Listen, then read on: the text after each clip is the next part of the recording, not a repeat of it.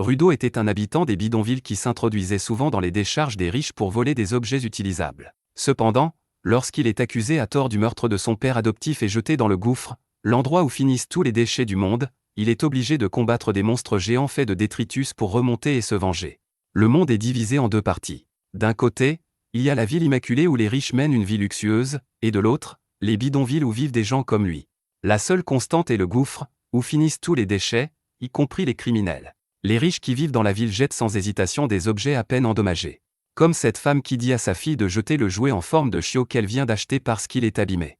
Elle lui dit que le jouet deviendra laid si elles essaient de le réparer et qu'elles peuvent simplement en acheter un autre plus tard. La fille n'y voit aucun problème, et sa mère jette le chiot, avec d'autres déchets, dans la petite bouche d'évacuation qui mène directement à un camion dans un tunnel souterrain, lequel se rend ensuite à un immense site de collecte d'ordures. Cependant, le jeune Rudo se trouve aussi dans ce site de collecte, achetant les objets transportés par les camions. Il s'introduit dans le site et entre dans l'une des salles, mais malheureusement, un garde entend un bruit venant de la pièce et vérifie immédiatement pour trouver quelqu'un en train de fouiller dans les déchets. Le garde fait irruption dans la pièce, son arme pointée sur le voleur de déchets, Rudo, le traitant de dégénéré dégoûtant qui menace la beauté de la ville en accumulant des ordures. Rudo ne répond même pas à cela parce qu'il entend ces choses tous les mardis, mais ensuite le garde déclenche l'alarme, appelant des renforts. Alors que d'autres gardes arrivent, Rudo leur lance des sacs poubelles, et les maniaques de la propreté ne supportent pas les œufs crus sur leur uniforme, alors ils le regardent simplement grimper dans la bouche d'évacuation sans rien faire. Rudo sort de la bouche d'évacuation près de la sortie, mais la porte se ferme devant lui, et juste à ce moment, d'autres gardes arrivent. Ils commencent à tirer sur lui, mais Rudo esquive les balles avec désinvolture tout en faisant du parcours dans le couloir. Il court ensuite en ligne droite vers la sortie, et les gardes ne parviennent toujours pas à le toucher, car ils sont tous diplômés de l'Académie des Stormtroopers. Cependant, une balle perdue effleure le bras de Rudo alors qu'il saute par-dessus le mur, disparaissant du champ de vision des gardes. Pendant qu'ils perdent leur temps à le chercher, il sort par un trou d'égout, maudissant les gardes car à quoi bon garder des ordures que personne ne veut. Le lendemain, la nouvelle du pilleur de déchets se répand dans la ville, les gens blâmant les habitants des bidonvilles. De l'autre côté du mur, les habitants des bidonvilles savent très bien qui blâmer, car ce n'est pas la première fois que Rudo s'introduit dans les sites de collecte d'ordures. Ils pensent qu'il sera un jour attrapé, et la plupart espèrent même que cela arrive. Rudo se moque d'eux alors qu'il installe son stand pour vendre les objets réparés qu'il a trouvés. Lorsque son ami Chiwa arrive pour lui crier dessus, elle lui demande pourquoi il prend un tel risque juste pour fouiller dans les poubelles des habitants de la ville. Il répond que ces riches connards ne se soucient même pas de jeter des objets parfaitement utilisables. Il a pitié des choses qu'ils jettent, alors il les récupère, et comme il peut gagner de l'argent en les vendant, c'est encore mieux. Chiwa semble le comprendre, mais juste à ce moment, 3 garçons arrivent, se pinçant le nez en disant que quelqu'un pue les ordures ici. Ils disent à Chiwa de s'éloigner de Rudo, sinon elle sentira aussi les ordures. Ils insultent ses gants noirs épais, qu'il n'a pas lavés depuis qu'Obama était président, et disent qu'un seul contact avec eux donnera des rougeurs à n'importe qui. Un garçon donne un coup de pied à la lanterne que Rudo vient de réparer, disant que personne n'achètera ses ordures. Il dit que les mains de Rudo sont encore plus effrayantes que les gants, c'est pourquoi il les cache. Rudo écoute tout en silence, mais lorsqu'un garçon l'appelle le fils d'un meurtrier, il devient soudain furieux. Les garçons, cependant, ne s'arrêtent pas, disant que le bidonville a été créé pour emprisonner des criminels, et que les gens qui y vivent maintenant sont leurs descendants. C'est pourquoi ils essaient toujours de garder leur réputation propre, mais le père de Rudo les a couverts de honte en devenant un meurtrier. Rudo ne supporte plus les insultes, et il lance un regard mortel aux garçons, qui se font dessus et s'enfuient immédiatement, tout en maudissant Rudo et en disant qu'il deviendra un meurtrier comme son père un jour. Rudo commence alors à réparer tranquillement la lanterne à nouveau, et Chiwa lui dit qu'elle croit qu'il est une bonne personne qui ne deviendra jamais comme son père. Il est gêné en entendant cela, mais avant qu'il puisse la remercier, l'attention de Chiwa se porte sur le jouet en forme de chiot qu'il a récupéré à la décharge la nuit dernière. En fait, Rudo a apporté le chiot comme cadeau pour elle dès le début, mais avant qu'il ne puisse le lui donner et augmenter son score de risque, la mère de Chiwa arrive et l'emmène. Rudo rentre chez lui après cela et trouve son père adoptif, Recto, qui l'attend. Recto commence soudain à imiter la nervosité de Rudo alors qu'il essayait de donner le chiot à Chiwa, et Rudo rougit parce qu'il ne l'avait pas vu les observer. Recto lui dit qu'ils en parleront plus tard parce que d'abord, ils doivent discuter du petit voyage de Rudo à la décharge.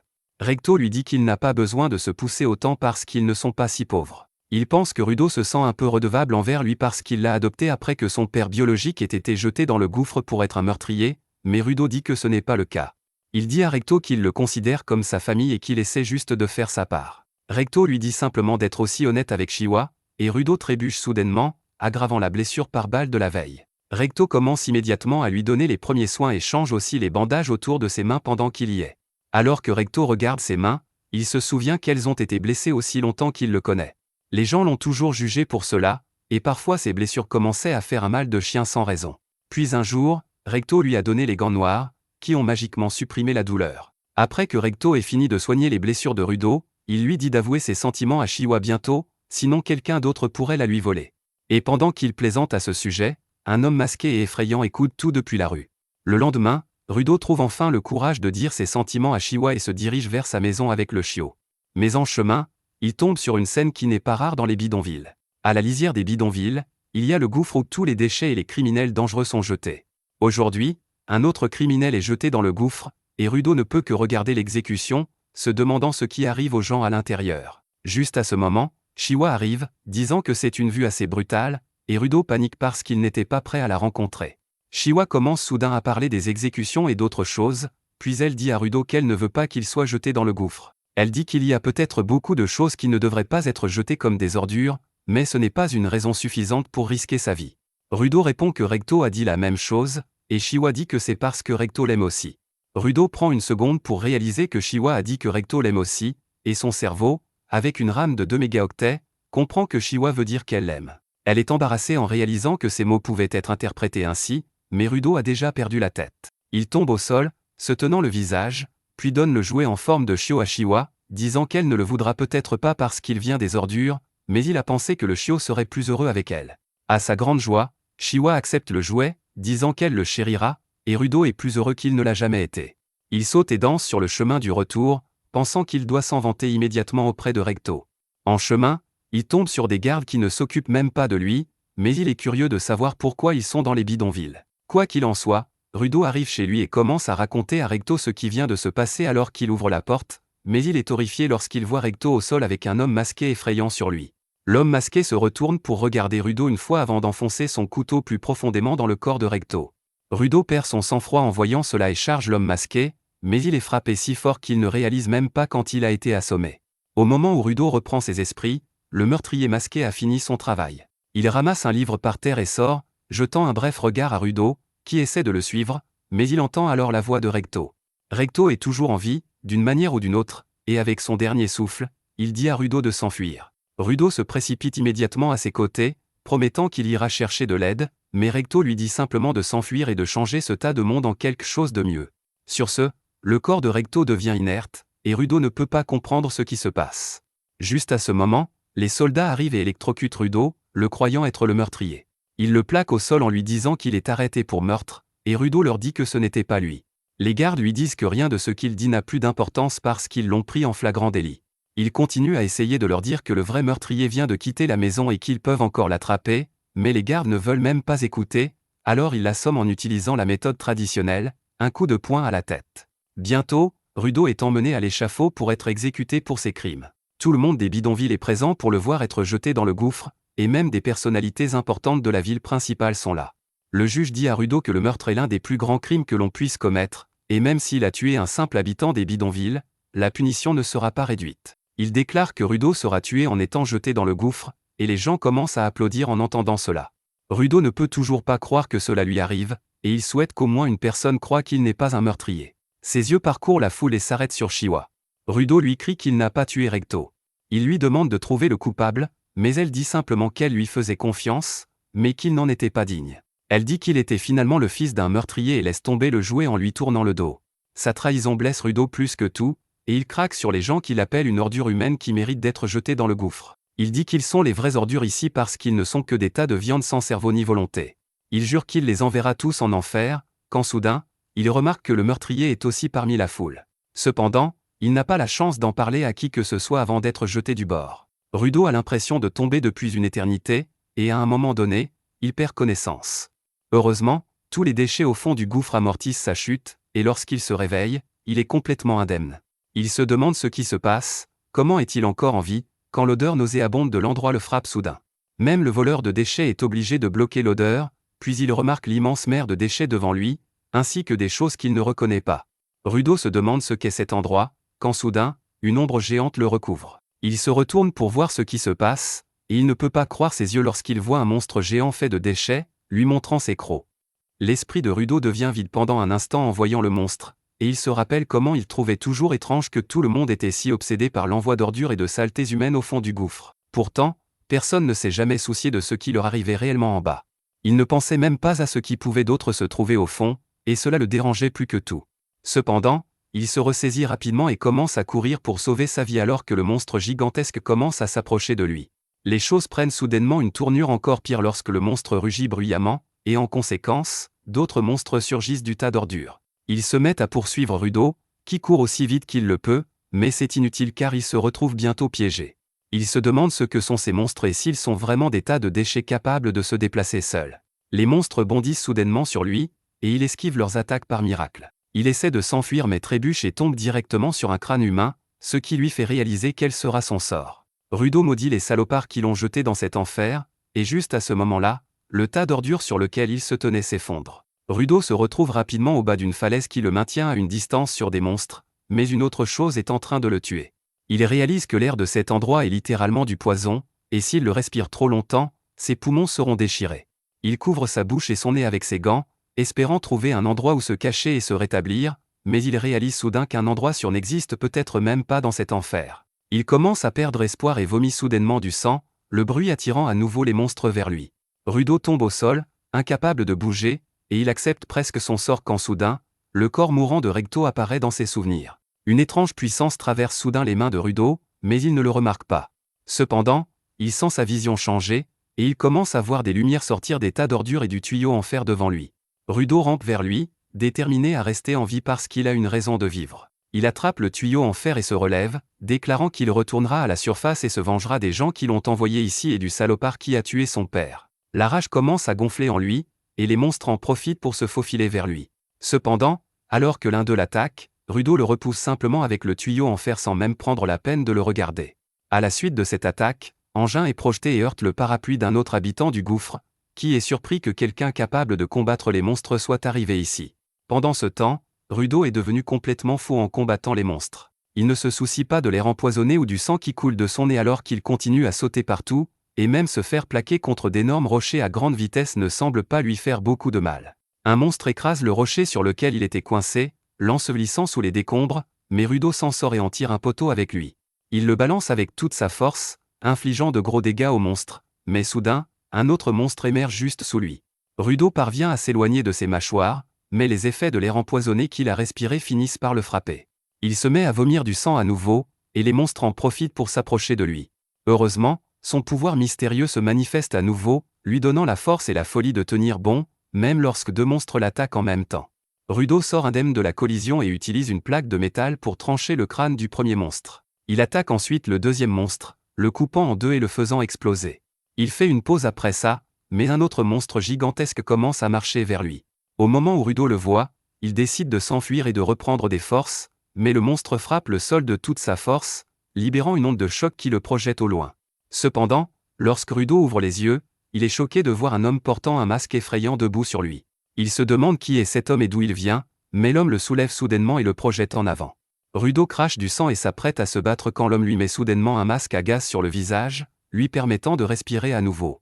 Rudo est vraiment confus maintenant, et il demande à l'homme s'il est un local. Il veut en savoir plus sur cet endroit et les monstres ici, mais l'homme masqué lui demande simplement de se taire. Évidemment, quelqu'un avec un numéro à un chiffre ne comprend pas les ordres, et Rudo continue à lui poser des questions sur cet endroit à voix haute. L'homme masqué lui murmure à nouveau de se taire, mais Rudo lui dit de parler plus clairement. Il demande s'ils sont sous terre, et l'homme masqué craque enfin.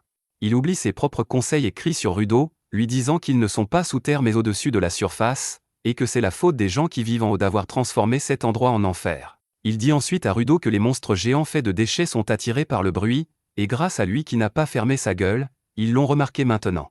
L'homme masqué dit que les bêtes des déchets ne peuvent pas être vaincues avec des armes ordinaires, donc leur meilleure option était de s'échapper silencieusement, mais ils ne peuvent plus le faire. Un monstre arrive derrière eux à ce moment-là, et l'homme masqué décide de s'en occuper avant tout. Une énergie dorée émerge soudain de son bras et enveloppe son parapluie, le transformant en une arme. Le monstre les attaque, mais l'homme masqué fait simplement tournoyer son parapluie dans son visage, l'utilisant comme un mixeur pour broyer le monstre. Les morceaux du monstre tombent partout et se transforment soudain en poussière. Rudo était déjà surpris par le étrange renforcement, mais maintenant il est encore plus curieux de savoir pourquoi les monstres ne se régénèrent pas après avoir été touchés par cette attaque. Juste à ce moment, une énorme horde de monstres arrive, mais l'homme masqué est confiant qu'il peut tous les affronter. Il se précipite vers les monstres, les faisant exploser rapidement avec son parapluie tranchant, puis saute en utilisant son parapluie comme un parachute. Rudo se demande s'il s'agit d'une sorte de technologie utilisée par les gens du gouffre ou si c'est unique à l'homme masqué. Pendant ce temps, l'homme masqué plane devant le dernier monstre géant restant, qui crache soudain une boule d'acide sur lui.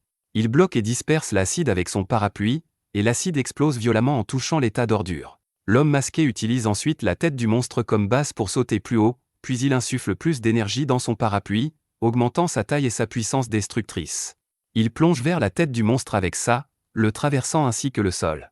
Une fois cela fait, l'homme masqué retourne vers Rudo, qui lui demande « Mais qui es-tu » L'homme enlève son masque et se présente comme Engin, un simple nettoyeur, mais l'instant d'après, l'air malade lui fait regretter sa décision. Engin maudit Rudo pour l'avoir fait enlever son masque, et soudain, Rudo s'effondre. Pendant qu'il est inconscient, il rêve d'un incident de son enfance. Il était rentré chez lui après avoir été harcelé et poussé dans les égouts par les autres garçons parce qu'il leur avait dit que les objets étaient vivants, et il ne l'avait pas cru. Recto lui a demandé s'il avait frappé le garçon dans le dos, et Rudo a répondu que non. Il a demandé à Recto s'il disait vraiment la vérité quand il disait que lorsqu'un objet est traité avec soin, une âme finira par l'habiter. Alors que Recto le nettoyait, il a dit que l'histoire n'était qu'une vieille légende pour inciter les gens à chérir ce qu'ils avaient, mais personnellement, il aimait croire que tout avait une âme. Rudo est devenu de plus en plus curieux en entendant cela et a demandé si les choses autour de leur maison avaient aussi une âme, y compris ses gants. Recto a simplement répondu que s'il les traitait avec soin, ils auraient une âme un jour. Rudo se réveille soudainement de son rêve avec ça, et il se retrouve enchaîné et traîné par Engin. Rudo le maudit, lui disant de le libérer, mais Engin dit qu'il l'emmène simplement dans un endroit sûr. Rudo ne s'en soucie plus parce qu'il veut remonter pour se venger, mais ses mots font s'arrêter Engin net. Il dit à Rudo qu'il est impossible de remonter à l'endroit qu'ils appellent la sphère, qui est essentiellement dans le ciel, et qui est constamment en mouvement. Il reprend ensuite à traîner Rudo, disant qu'il n'est pas possible de revenir maintenant, et qu'il devrait juste se calmer et accepter sa nouvelle situation. Rudo, cependant, refuse d'abandonner, disant qu'il retournera à la sphère à tout prix. Il croit qu'Engin connaît le chemin pour y aller mais le lui cache, et il lui crie de lui dire tout ce qu'il sait, ou il continuera à crier jusqu'à ce que d'autres monstres arrivent. Engin est furieux contre cela, et il dit à Rudo qu'il va lui dire exactement quel genre d'endroit c'est. Il commence à le traîner encore plus négligemment et l'emmène finalement dans une clairière dans un canyon qui est 100 fois plus propre que les environs. Engin le dépose là, lui disant de s'amuser alors qu'il part rapidement. Rudo le maudit pour au moins le libérer, mais Engin s'en va sans rien dire. Soudain, un groupe d'hommes portant des masques à gaz sort des camions, et ils se dirigent vers Rudo. Ils se demandent s'ils sont les habitants de cet endroit, et les gens sont aussi incroyablement curieux à son sujet. À en juger par ses vêtements, ils se demandent s'il vient de la sphère, et ils s'approchent de lui de manière inquiétante avec leurs questions.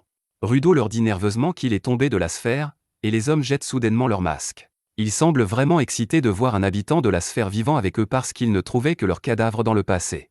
Ils deviennent trop curieux et commencent à examiner le visage de Rudo, et ils s'éloignent immédiatement d'eux.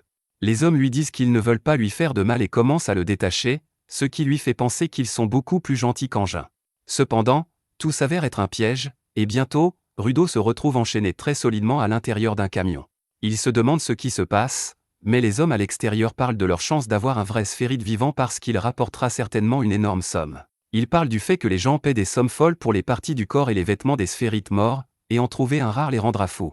Le chef des hommes dit ensuite à Rudo que la raison pour laquelle les gens sont prêts à payer une telle somme d'argent pour les sphérites est qu'ils les détestent.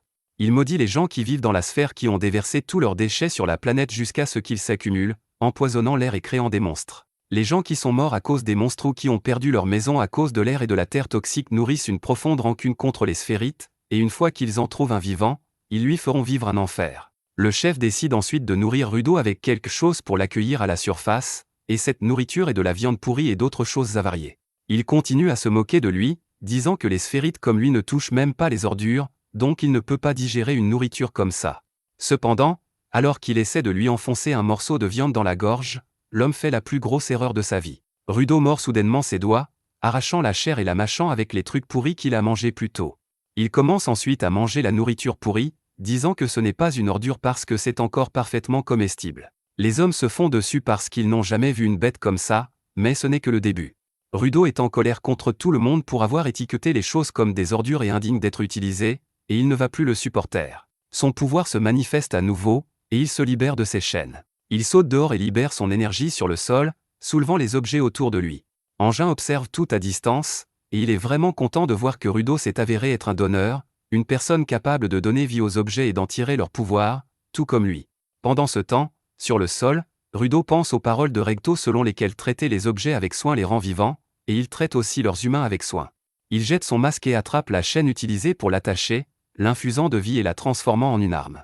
Les hommes se précipitent vers lui, mais Rudo frappe simplement le sol avec sa chaîne, les forçant à reculer.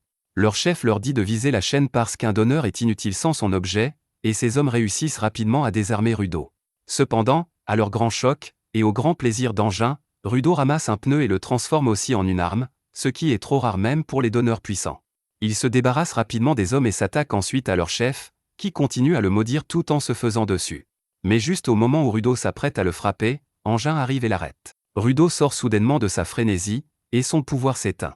Le pneu qu'il utilisait se transforme soudain en poussière, et Rudo saigne du nez alors qu'il essaie de comprendre exactement ce qu'il vient de faire. Engin dit qu'utiliser son pouvoir si imprudemment est sûr de fatiguer son corps. Il s'excuse ensuite d'avoir testé Rudo comme ça, mais il voulait s'assurer de ses pouvoirs. Il promet de lui dire tout sur ce monde et ses pouvoirs, mais en échange, il veut que Rudo rejoigne les nettoyeurs parce qu'ils ont besoin de gens comme lui pour combattre les monstres. Cependant, c'est un peu trop pour Rudo à digérer, et il dit qu'il ne veut pas les rejoindre. Comme il s'avère, Engin ne connaît pas la signification du mot au nom, et il emmène Rudo dans une clinique pour se faire soigner tout en appelant son ami pour lui dire qu'il a trouvé un génie et l'a recruté dans les cleaners. Rudo est choqué d'entendre cela parce qu'il n'a jamais accepté de le rejoindre. Il dit qu'il doit retourner à la sphère immédiatement, mais le médecin effrayant, avec des yeux plus larges que les trous d'un billard, lui dit d'arrêter de parler. Il crie sur Rudo pour être sorti dans le No Man's Land parce que l'air y est littéralement poison. Il le traite de sandwich idiot pour s'être fait kidnapper en plus et lui dit de remercier Engin, qui l'a sauvé de 2 sorts horribles en une seule journée. Rudo maudit Engin dans sa tête, puis le médecin, qui s'avère être une vieille femme, est offensé lorsque Rudo l'appelle un vieil homme. Une fois le traitement terminé, elle expulse Rudo et Engin. Dehors, Rudo remercie Engin d'avoir payé son traitement et lui dit qu'il a juste besoin d'informations pour rentrer. Il dit qu'il n'a pas le temps de devenir un cleaner ou quoi que ce soit qu'il appelle ça, mais Engin répond qu'il espérait que le kidnapping lui apprendrait comment les sphérites sont traitées ici-bas. Il dit à Rudo que si quelqu'un découvre qu'il vient de la sphère, il regrettera d'être né, et de plus, il ne peut pas obtenir d'informations gratuitement ici. Engin l'emmène ensuite dans une ville désolée et dystopique, mais c'est bien mieux que le monde crasseux à l'extérieur. Il offre même un burger à Rudo, qu'il avale sans retenue parce qu'il a vomi toute la viande pourrie qu'il a mangée plus tôt. Il pensait que le fond du trou ne serait rempli que de déchets, mais il y a des villes ici avec des gens qui y vivent. Il remarque une fille qui entre dans le magasin et commence à la fixer, mais Engin décide de lui donner une leçon sur la surface. Il dit que les déchets ne sont pas la seule chose qui s'accumule ici, les émotions aussi s'accumulent sous forme d'une énergie appelée anima. Les trash beasts sont l'une des manifestations de l'anima, et bien qu'ils restent principalement dans les décharges, ils attaquent parfois les villes. Il dit que les armes normales ne peuvent pas blesser les trash beasts parce que leurs cœurs sont faits des anima, mais les gants de Rudo le peuvent. Rudo est surpris d'entendre cela, et Engin lui dit que lorsqu'un objet est traité avec soin pendant longtemps, l'anima s'y accumule aussi, et ils appellent ces objets instruments vitaux. Les instruments vitaux peuvent détruire les cœurs des trash beasts, mais tout le monde ne peut pas en tirer le pouvoir. Engin dit que les gens comme eux, qui peuvent tirer ce pouvoir, sont appelés Givers, et leur organisation, les cleaners, est pleine de Givers qui exterminent les trash beasts. Rudo demande à Engin s'il promet de lui dire comment retourner à la sphère s'il rejoint les cleaners, et il répond qu'il n'en a aucune idée. Rudo s'en prend à lui pour l'avoir trompé, et Engin lui rappelle qu'il n'a jamais dit qu'il savait comment le renvoyer. Cependant, il affirme que son patron est très sage et pourrait peut-être aider Rudo dans sa quête pour rentrer chez lui. Rudo est furieux parce qu'il doit maintenant rencontrer le patron d'Engin avant de prendre une décision, mais Engin lui demande alors des gants. Rudo lui dit que son père les lui a donnés, et que c'est la seule chose qui lui reste de lui. Engin comprend maintenant pourquoi il tient tant à ses gants usés, et il dit à Rudo d'en prendre soin parce qu'ils ont une âme forte. Rudo est ému parce que tout le monde s'est toujours moqué de ses gants, mais Engin reçoit un message et décide de rencontrer un ami du travail. Rudo se lève soudainement et le remercie pour tout, et en retour, Engin lui jette une bourse d'argent, lui disant de faire attention à comment il la dépense. Rudo ne peut pas croire qu'il lui donne de l'argent en plus de tout ce qu'il a déjà fait pour lui, mais Engin lui dit que ce n'est pas grave parce qu'il a obtenu l'argent en vendant ses vêtements. C'est comme ça qu'il a pu le faire soigner et nourrir, donc il n'a même pas besoin de le remercier pour ça. Rudo devient fou en entendant cela, mais Engin lui dit qu'il ne pouvait pas se promener en ville avec des vêtements de la sphère de toute façon. Il dit qu'il va rencontrer son entraîneur maintenant et lui dit d'attendre ici patiemment. Rudo est vraiment furieux contre lui, mais il remarque alors un chat qui prend son argent et s'enfuit. Il se lance immédiatement à sa poursuite mais ne peut pas attraper le chat. Heureusement, il repère un bâton en forme de croissant de lune dans la rue et le prend avec lui, l'utilisant pour arrêter le chat. Alors qu'il parvient à maîtriser le chat, le propriétaire du bâton arrive, et il est furieux contre Rudo pour avoir essayé de voler son précieux bâton. Rudo lui demande ce qu'il y a de précieux dans ce morceau de bois stupide, et l'homme devient encore plus en colère. Il reprend rapidement son bâton et repousse Rudo, lui disant qu'il paiera pour ses crimes. Avant cela, l'homme commence à devenir bizarre avec son bâton, et Rudo est complètement confus par ça. C'est alors qu'il voit le symbole des cleaners, le même que celui sur le parapluie d'Engin, et réalise que le type devant lui est aussi un cleaner. Le type active le pouvoir de son bâton et le transforme en arme, attaquant Rudo avec. Cependant, il rate volontairement parce qu'Engin lui avait déjà parlé de Rudo. Il se présente alors comme Zanka, celui qui sera chargé de son entraînement à la demande d'Engin. Il dit qu'il n'aurait jamais pensé devoir apprendre à un gamin qu'il ne faut pas voler les autres, et Rudo lui dit qu'il empruntait juste le bâton pour récupérer son argent. Zanka dit que son père ne l'a pas bien élevé, et Rudo devient vraiment furieux parce qu'il ne supporte pas qu'on insulte Recto. Cependant, en pensant à Recto, il se souvient qu'il lui a dit un jour que s'il veut que quelqu'un l'écoute, il doit faire un pas en arrière dans un combat et essayer de comprendre ce que ressent l'autre. Suite à ces mots, Rudo pense que Zanka a le droit d'être en colère parce qu'il lui a pris son trésor soudainement. Il sent qu'il serait furieux si quelqu'un prenait ses gants même par erreur et réalise que c'était sa faute. Il s'excuse auprès de Zanka, et l'homme se calme tout aussi vite. Il dit à Rudo que tout va bien puisqu'il a rendu le bâton et qu'il aurait dû réagir plus calmement aussi. Eh bien, Rudo est complètement abasourdi par le changement soudain de personnalité de Zanka, et aussi parce que c'est la première fois qu'il parvient à désamorcer une situation stressante juste en parlant. Il continue à penser que Recto avait raison sur plus de choses qu'il ne le pensait, et Zanka l'aide à se remettre debout. Il lui demande quel est son instrument vital et ce qu'il peut en faire. Rudo lui dit que ses instruments vitaux sont probablement ses gants, mais qu'il ne connaît pas encore leur capacité. Zanka examine ses gants et remarque qu'ils sont vraiment cool, mais Rudo est toujours étonné par son changement d'attitude. Il réalise soudain que c'est parce qu'il sourit maintenant, et Recto lui a toujours dit de sourire s'il voulait se faire des amis. Malheureusement, Rudo n'a jamais souri auparavant, et il aurait besoin d'un coach pour lui apprendre à utiliser ses muscles faciaux correctement. Encore plus malheureusement, il ne le sait pas, et il fait de son mieux pour copier un sourire humain, mais finit par faire l'expression la plus terrifiante que Zanka ait jamais vue sur un visage humain. Il s'en prend à nouveau à Rudo, demandant « C'est quoi cette tête? Tu te moques de moi ?» Rudo lui demande pourquoi il est encore en colère parce que c'était le meilleur sourire qu'il pouvait faire. Zanka lui dit que même un aveugle verrait que ce n'est pas un sourire, alors Rudo décide de fermer les yeux et les lèvres pour paraître plus naturel. Il paraît moins effrayant cette fois, mais ce n'est pas assez pour calmer Zanka. Il pense que Rudo est trop sûr de lui parce qu'Engin l'a appelé un génie et qu'il se moque de lui maintenant. Il dit qu'il ne pourra jamais atteindre ses objectifs s'il continue à faire l'idiot comme ça, mais c'était une ligne qu'il n'aurait pas dû franchir. Rudo pense à son objectif de retourner à la sphère et de la changer selon les derniers souhaits de Recto, et il dit à Zanka qu'il est très sérieux à ce sujet. Il lui dit d'arrêter de l'insulter, et Zanka sort à nouveau son arme, disant qu'ils ne s'entendront pas bien. Rudo est d'accord avec lui et sort une tige métallique d'une poubelle à proximité, réveillant son pouvoir. Zanka est choqué de le voir utiliser un objet aléatoire comme instrument vital, et il comprend pourquoi Engin l'a appelé un génie.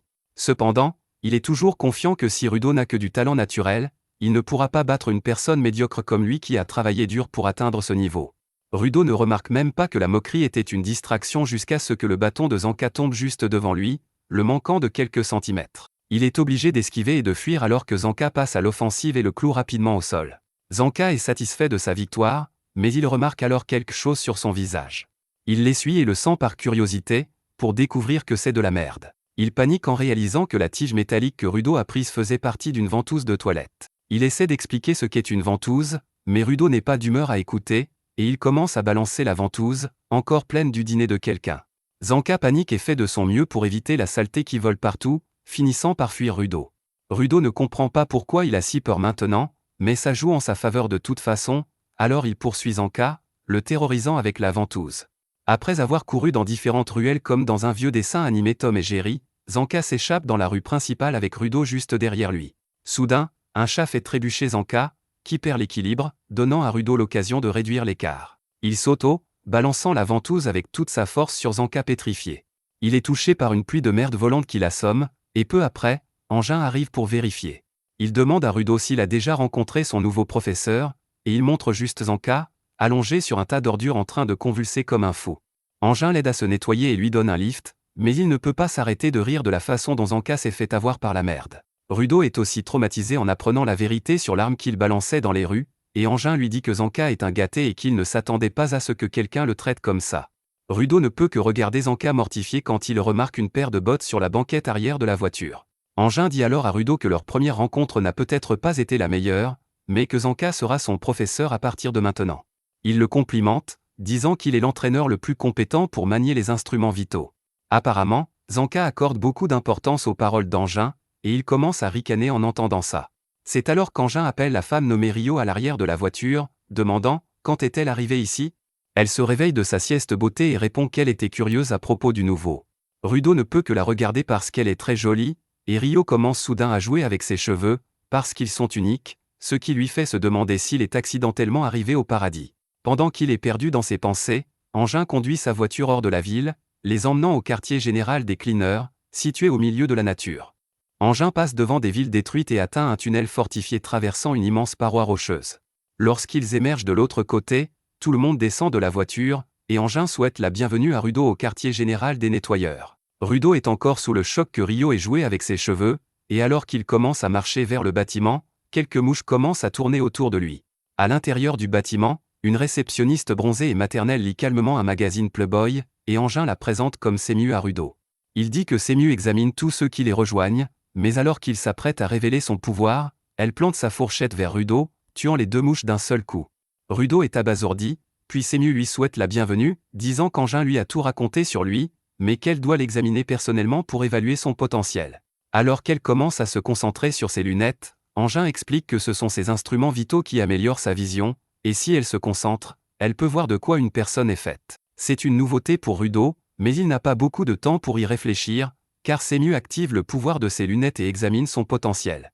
Elle est choquée par ce qu'elle voit et désactive rapidement son pouvoir. Lorsqu'Engin lui demande ce qu'elle a vu, elle lui dit que Rudo est déjà athlétique, donc il n'a pas besoin d'entraînement à ce niveau, et il a aussi une bonne relation avec son instrument vital, bien qu'il ait besoin d'un peu d'entraînement pour l'utiliser correctement. Engin sent qu'il y a autre chose, et Semu dit que Rudo a de la merde sur la nuque. Il éclate de rire en entendant cela et décide alors d'emmener Rudo rencontrer le patron, mais il jette un regard à Semu en partant car il sait qu'elle cache quelque chose. En chemin, Engin dit à Rudo qu'il y a environ une centaine de nettoyeurs au total, incluant les combattants, les gardes et les soutiens.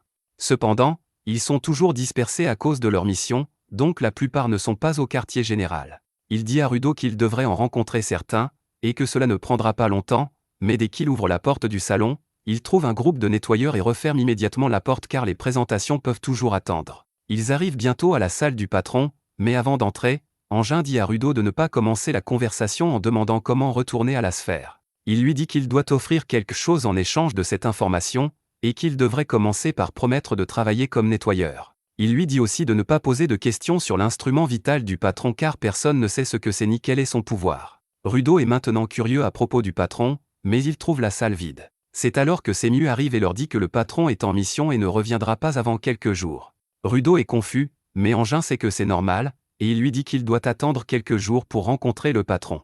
Rudo est furieux et demande « Qu'est-ce que je suis censé faire en attendant ?» quand Rio apparaît soudainement et lui dit de venir la regarder travailler.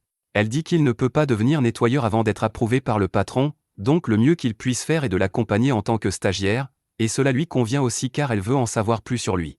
Le cerveau de Rudo cesse de fonctionner car il n'a jamais eu ce genre d'attention féminine de sa vie, alors il la suit silencieusement. Ils vont dans la salle de stratégie, où Semu explique qu'une petite ville située près d'une zone polluée a demandé de l'aide car de petites bêtes poubelles ont été repérées à proximité. Rudo est curieux à propos des zones polluées, et Semu comprend qu'Engin ne lui a même pas expliqué les bases correctement. Elle dit à Rudo que le sol est divisé en zones sur qui supportent la vie humaine et en zones polluées remplies de déchets où vivent les bêtes poubelles. La zone où Rudo a atterri était un no man's land, une zone polluée exceptionnellement dangereuse, et la plupart des gens mourraient dès qu'ils y mettraient les pieds. Elle donne ensuite un masque à Rudo, lui disant de le porter en permanence dans les zones polluées car, sans le masque, il pourrait mourir des gaz toxiques en moins de 15 minutes. Plus tard, Rudo rejoint Rio et son équipe en mission, et elle lui dit de rester près d'elle à tout moment pour apprendre un maximum. Il se sent toujours mal à l'aise, mais il commence à se demander combien de temps il est resté dans la zone no man's land et combien de poison il a inhalé. Son attention se porte ensuite sur la décharge devant eux, et il se demande si les gens de la sphère savent qu'il y a des humains vivants au fond du gouffre. Cependant, rien de tout cela n'a d'importance car la chose la plus importante pour Rudo est la montagne de déchets elle-même. Pour lui, ce n'est pas juste une décharge, mais un trésor où il peut trouver des objets utilisables et les réparer sans que personne ne le gronde. Il rejoint alors Rio et lui demande qui sont les autres avec elle. Elle répond que ce sont des soutiens, et bien qu'ils n'aient pas de pouvoirs spéciaux comme les combattants, ils sont très utiles en mission. Un des soutiens tend la main à Rudo pour une poignée de main, et alors qu'il la prend nerveusement, le soutien l'écrase de toute sa force. Rio rit tandis que Rudo se tortille de douleur, lui disant que ce type a une force de préhension incroyable et peut déchirer la carapace d'une bête poubelle à main nue. Rudo ne pense pas pouvoir supporter ce psychopathe plus longtemps quand un des soutiens alerte tout le monde que les bêtes poubelles arrivent. Rudo décide d'observer attentivement pour apprendre un maximum. Bientôt, un groupe de petites bêtes poubelles ressemblant à des chèvres sort de la forêt de déchets, et Rudo panique, demandant à Rio « Comment sommes-nous censés faire face à autant d'ennemis ?» Elle lui dit de se calmer car ce sont juste des bêtes poubelles faibles et lentes qui ne peuvent même pas passer la clôture en bois.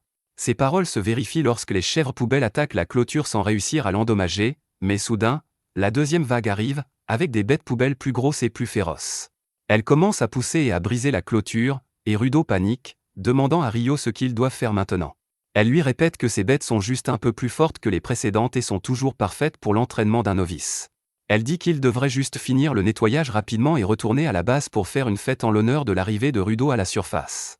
Il n'arrive pas à croire qu'elle puisse être si détendue alors qu'elle risque constamment sa vie contre les monstres, et Rio lui dit que s'il veut survivre sur le sol, il doit avoir une vision positive du monde. Rudo réalise soudain qu'Engin est pareil, et il sent que c'est ce qui lui manquait.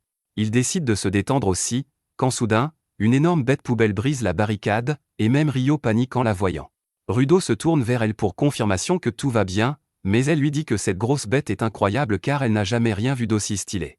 Elle dit que ce n'est pas le meilleur matériel pour enseigner aux novices, mais qu'elle va s'amuser à la combattre. Elle sort ses ciseaux, ses instruments vitaux, et Rudo ne peut que la regarder, abasourdi. Rio active alors ses ciseaux et les lance en l'air, où ils deviennent énormes et encore plus tranchants. Elle les attrape avec sa jambe et se rue vers la horde de monstres, en découpant plusieurs d'un coup de ciseaux. Rudo ne comprend même pas ce qui se passe, et le soutien lui dit que l'instrument vital de Rio s'appelle le Reaper, et qu'à la différence des gens normaux, elle l'utilise avec ses pieds. Rudo réalise que chacun utilise son instrument vital à sa manière quand le type de la poignée de main lui dit de faire plus attention à son environnement. Rudo le remarque trop tard, une bête poubelle de niveau 2 s'apprête à l'attaquer, mais heureusement, le soutien l'arrête à main nue avant de lui écraser la tête et de la lancer à Rio, qui la coupe simplement avec ses ciseaux. Elle dit au soutien de lui envoyer d'autres bêtes poubelles, et ils obéissent, leur lançant ces monstres lourds comme s'ils ne pesaient rien. Quand Rudo assimile tout cela et comprend que c'est ainsi que les nettoyeurs combattent, Rio a déjà nettoyé les petits ennemis, et seul le monstre principal reste. Les soutiens décident de neutraliser les petites bêtes poubelles qui pourraient interférer dans son combat et se dispersent, mais Rudo remarque qu'une des bêtes neutralisées est réveillée et fait trébucher un soutien. Elle bondit sur lui, et l'homme n'a pas le temps de l'éviter. Heureusement, Rudo arrive à son secours et dit qu'il va prouver sa valeur ici pour obtenir rapidement les informations qu'il veut. Il transforme le tuyau en fer dans ses mains en une arme, qui devient une barricade hérissée de pointes. Rudo est confus, puis il réalise qu'il a oublié comment utiliser son pouvoir car il l'a toujours fait instinctivement. Il ne sait pas comment gérer la situation, et la bête poubelle commence à le pousser. Heureusement, Rio arrive à ce moment et se débarrasse rapidement de la bête poubelle, disant à Rudo qu'il a bien fait de suivre son instinct pour sauver les autres. L'autre soutien arrive aussi et la remercie avant de demander si elle a vaincu le gros monstre. Rio dit qu'elle l'a coupé en deux, mais qu'il est toujours debout. Elle ne comprend pas comment il a survécu à son attaque alors qu'elle est sûre d'avoir touché son noyau, mais elle décide de le découper en petits morceaux pour le rendre inutile. Les soutiens décident d'enregistrer les informations sur un nouveau type de bête poubelle immunisée contre les instruments vitaux, et partent avertir les villes alentours. Pendant ce temps, Rio se rue vers la bête géante, et Rudo reste planté là car personne ne lui dit quoi faire. Rio saute sur la bête poubelle, atterrit sur son visage, puis saute sur sa tête et coupe tous les tuyaux qui en dépassent. Après avoir rendu le monstre chauve, elle remarque quelque chose qui brille sous ses pieds et comprend que c'est le noyau que le monstre essayait de cacher. Cependant, avant qu'elle ne puisse l'attaquer, la bête poubelle commence à bouger violemment et la projette au loin. Elle réattache ensuite les tuyaux à sa tête et commence à frapper le sol avec sa mâchoire avec une grande intensité. Rio s'accroche tant bien que mal, mais la bête dirige soudain son attaque vers Rudo et les soutiens. Rudo reste figé en voyant les tuyaux métalliques foncer vers lui, mais heureusement, il n'est pas touché directement. Le sol sous lui est détruit par les attaques, et alors qu'il tombe, il se demande ce qu'il est en train de faire. Il pense qu'il ne pourra pas venger Recto et les salauds de la sphère à ce rythme, et les ténèbres commencent à l'envahir. Cependant, le soutien vient le sauver de la chute dans le trou, et aussi du désespoir. Il porte Rudo sur son épaule, lui disant que s'il a un but, il ne doit pas rester figé mais foncer tant qu'il le peut. Il lui dit d'apprendre des soutiens, qui n'ont aucun pouvoir mais continuent à faire leur travail. C'est alors que Rudo voit Rio découper le monstre à nouveau, et à ses cris, elle comprend qu'elle a trouvé son point faible. Elle saute très haut et plonge vers sa tête à grande vitesse, la transperçant avec ses ciseaux et arrachant son noyau. En tombant au sol et en détruisant le noyau, le monstre se transforme soudain en cendres. Le soutien court immédiatement vers elle, demandant comment elle a vaincu la bête poubelle, et elle répond qu'elle a poignardé autre chose que son noyau, et qu'elle est morte. Elle tient un cutter en carton dans ses mains, disant que c'était ce qui alimentait la bête poubelle, et le soutien n'arrive pas à y croire car il réalise que le cutter est en fait un instrument vital, et ça n'a aucun sens qu'une bête poubelle en possède un. Pendant ce temps, le chef des bandits qui voulait vendre Rudo se réveille dans une pièce sombre. Il se demande où il est quand soudain, l'homme assis sur le canapé devant lui demande l'emplacement de l'enfant de la sphère dont il a parlé dans son sommeil. De retour au quartier général des nettoyeurs, Rio organise une fête de bienvenue pour Rudo, et bientôt Zanka arrive également. Encore assoupi par sa longue sieste de l'après-midi, il demande à Rio ce qui se passe, et elle lui dit qu'ils organisent une fête pour souhaiter la bienvenue à Rudo sur le sol, mais il est assis tranquillement, la tête baissée dans un coin. Zanka demande pourquoi ce salaud effronté a l'air si déprimé, et Rio répond que depuis que son instrument vital l'a lâché en plein combat, il est sombre et triste. Zanka trouve cela triste, mais il passe aux nouvelles concernant Rio qui a affronté une étrange bête des déchets. Elle confirme, lui disant qu'au lieu d'avoir un cœur en anama, la bête des déchets avait un instrument vital comme noyau, et rien ne les avait préparés à une telle découverte. Rio dit que puisqu'elle ne pouvait de toute façon rien y faire, elle a décidé de laisser ça aux personnes au-dessus de son grade et est revenue pour organiser une fête à la place. Pendant ce temps, Rudo boude toujours lorsque le chef de l'équipe de soutien arrive pour lui parler. Il se présente comme Gris et dit ensuite à Rudo qu'il a bien fait hier. Rudo pense qu'il n'a rien fait du tout, mais Gris lui rappelle qu'il a protégé un autre soutien d'une bête des déchets. Rudo dit que même s'il a réussi ça, il n'a pas pu utiliser son pouvoir correctement après et a dû être sauvé par Gris et Rio. Il se sent frustré parce que même sur la sphère, il perdait souvent le contrôle, et Recto devait le couvrir plus tard. Rudo a l'impression d'être un échec total qui ne pourra jamais répondre aux attentes de qui que ce soit, mais Gris le remercie soudainement, brisant complètement sa chaîne de pensée. Il dit que la plupart des nettoyeurs débutants considèrent les soutiens comme des perdants sans vrai pouvoir, mais Rudo était différent. Gris parle ensuite de Follow, le gars que Rudo a sauvé. Il a rejoint les nettoyeurs pour devenir un combattant, mais comme il n'a pas d'instrument vital pour le moment, il travaille comme soutien en chérissant un objet, espérant qu'il deviendra son arme un jour. Gris dit à Rudo qu'il ne devrait pas trop penser à devenir plus fort ou à répondre aux attentes des autres. Il lui demande quelle est la chose qu'il a toujours voulu avant même que les choses ne deviennent mauvaises sur la sphère. Rudo commence à y réfléchir profondément, et Gris lui dit que s'il peut trouver la chose qui a allumé le feu dans son âme au départ, il pourra trouver son chemin. Il tapote ensuite la tête de Rudo, lui disant de croire en lui. Rudo est ému par cela, mais juste à ce moment, Engin arrive et s'appuie sur lui, gâchant l'ambiance émotionnelle. Il demande à Rudo pourquoi il ne mange rien, puis Rio et Zanka viennent également. Tout le monde dit à Rudo de rejoindre la fête parce qu'il est la star de ce soir, et aussi parce que la nourriture ne durera pas longtemps à ce rythme. Rudo est profondément touché, voyant que tout le monde se soucie de lui, et il les suit. Alors qu'ils mangent tous, un gars joue soudain de la musique et prend des bombes de peinture. Il commence à peindre le mur, et Engin dit à Rudo de bien regarder le gars appelé Gob parce qu'il fait ce qu'il veut sans se soucier des autres. Pendant que Gob dessine son œuvre sur le mur, tout le monde se plaint, lui disant d'attendre qu'ils aient fini de manger, mais comme dit plus tôt, il en a rien à faire. Pendant ce temps, au rez-de-chaussée, Semu retourne à son bureau, et elle peut prédire qu'un appel va arriver d'une minute à l'autre. Elle décroche le téléphone à la seconde où il commence à sonner et reçoit une demande. Elle convoque Zanka et une équipe de soutien pour remplir cette demande, mais Zanka lui demande ce que Rudo fait avec le groupe alors qu'il n'a pas été officiellement admis chez les nettoyeurs. Semu lui dit que la demande qu'ils ont reçue concerne Rudo. Elle explique que la demande vient d'un marchand qui a été attaqué par une bête des déchets alors qu'il traversait une zone polluée. Il s'est échappé avec sa vie, mais sa précieuse cargaison a été volée, et maintenant il veut qu'il vainque la bête des déchets et récupère la cargaison. C'est là que Rudo est nécessaire parce que la cargaison est un sphérite vivant. Tout le monde est choqué d'entendre cela, et Semu dit qu'il est très rare de voir deux sphérites vivants à la surface en même temps, ce qui signifie que quelque chose d'étrange se passe, et elle veut que Rudo y jette un coup d'œil lui-même. Rudo commence à y réfléchir, et Gris lui dit de contrôler ses sentiments avant de prendre une décision. Rudo sait qu'il ne peut pas utiliser son pouvoir correctement et que ça peut faire de lui un fardeau pour l'équipe, mais il veut quand même voir l'autre sphérite parce que ça pourrait lui donner un indice pour retourner à la surface. Il décide de les accompagner, et Zanka n'est pas vraiment content de ça, mais Semu sait exactement comment le faire accepter tout. Elle dit que cette quête était initialement destinée à Engin, mais il est occupé avec une autre demande pour le moment, et il a dit qu'il faisait confiance à Zanka pour le faire. C'est suffisant pour activer le fanbois numéro 1 d'Engin, et il conduit joyeusement son groupe à travers la zone polluée. En chemin, Rudo demande à Gris s'il ne porte pas d'armes, et il répond qu'il a un couteau, mais qu'il fait plus confiance à ses mains qu'à ça. Un des soutiens dit à Rudo que Gris a en fait un talisman qu'il vante beaucoup aussi, et il est gêné que son secret soit révélé. Finalement, il décide de montrer le talisman à Rudo, disant que ce n'est rien de spécial, mais que ça lui donne quelque chose auquel s'accrocher. Juste à ce moment, il remarque un gars effrayant debout derrière eux. La fille, dont les pronoms sont définitivement Fatem, dit qu'elle est le marchand qui les a engagés pour cette mission. Rudo commence soudain à lui poser des questions sur le sphérite, et le marchand répond qu'elle transportait ses bagages quand elle est tombée par hasard sur un sphérite inconscient. Elle s'inquiétait pour eux, alors elle les a emportés, mais ensuite la bête des déchets l'a attaqué et a kidnappé le sphérite. Rudo confronte le marchand, lui demandant si elle prévoit de vendre le sphérite, et elle nie cette allégation, lui disant qu'elle ne veut pas faire ça, elle est juste très curieuse à propos des sphérites.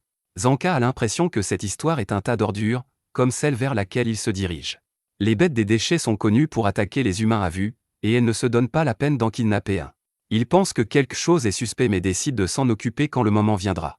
Le marchand les conduit ensuite au bâtiment où la bête des déchets s'est enfuie après avoir kidnappé le sphérite. Zanka dit à tout le monde de rester en garde parce que la bête des déchets peut les attaquer de n'importe quelle direction, mais en entrant dans le bâtiment, il le trouve vide à part une personne au bout. Le marchand dit que c'est le sphérite et commence à pousser Rudo vers eux, et les autres nettoyeurs sont également poussés. Une fois assez proche, Rudo réalise que ce n'est pas une personne mais une poupée habillée comme un sphérite, mais il est trop tard car le marchand saute en arrière, leur disant de se dépêcher. Le moment suivant, le sol sous les pieds de Rudo se transforme en boue, et tout le groupe tombe à l'étage inférieur. Il se demande ce qui vient de se passer, et le marchand demande s'ils vont bien. Ils lui disent qu'ils vont bien et demandent quel est cet endroit et où est le sphérite. Le marchand rit effroyablement et montre Rudo, disant qu'il est le sphérite avant de se transformer soudain en boue et de fondre. Juste à ce moment, ils entendent deux voix appeler le donneur de sphérite, puis une paire de lumières violettes commence à s'approcher d'eux dans l'obscurité. Zanka comprend tout maintenant, surtout à cause des lumières électriques violettes. Il sait que les gens qui les ont piégés s'appellent les raiders, et il ne se donne même pas la peine de cacher qu'il prévoit de voler Rudo au nettoyeur. Rudo est confus à propos de ce nouveau groupe de weirdos, et Gris lui dit que ce sont des bandits de ce monde, mais ce qui les rend dangereux, c'est le fait qu'ils sont tous des donneurs également. Il ordonne immédiatement à son équipe de trouver une voie d'évasion pendant que lui et Follow vont protéger Rudo. Il demande à Zanka de gérer les deux raiders seuls, et bien que réticent, il sait qu'il n'y a pas d'autre option. Les soutiens courent dans la direction opposée, et Gris dit à Rudo de les suivre. Rudo dit qu'il pourrait s'occuper lui-même d'une bande de bandits, mais Gris le met en garde de ne pas sous-estimer les raiders, surtout quand ils ne connaissent pas leurs capacités. D'un autre côté, Zanka nargue les raiders, disant qu'il savait toujours qu'il viendrait après Rudo, mais il n'aurait jamais pensé qu'il le reniflerait si tôt. Il demande s'il prévoit de le vendre parce qu'un sphérite vivant pourrait leur rapporter assez d'argent pour prendre leur retraite dans le luxe. Les raiders rient, disant qu'ils ne prévoient pas de vendre Rudo. Au lieu de ça, ils sont très curieux à propos de la sphère, et parler à un sphérite est la meilleure source de connaissances. Ils veulent savoir beaucoup de choses, surtout comment il a traversé la barrière sans mourir. Zanka est également curieux à propos de cette histoire de barrière maintenant, mais il décide de s'occuper rapidement des raiders. Il dit que puisqu'ils ont monté tout ça, il n'a pas besoin de s'inquiéter d'une bête des déchets. La raider femelle répond qu'il doit encore s'inquiéter des poupées de boue qu'elle peut créer à volonté, et Zanka dit qu'il peut s'occuper d'opposants faibles comme ceux-ci les yeux fermés.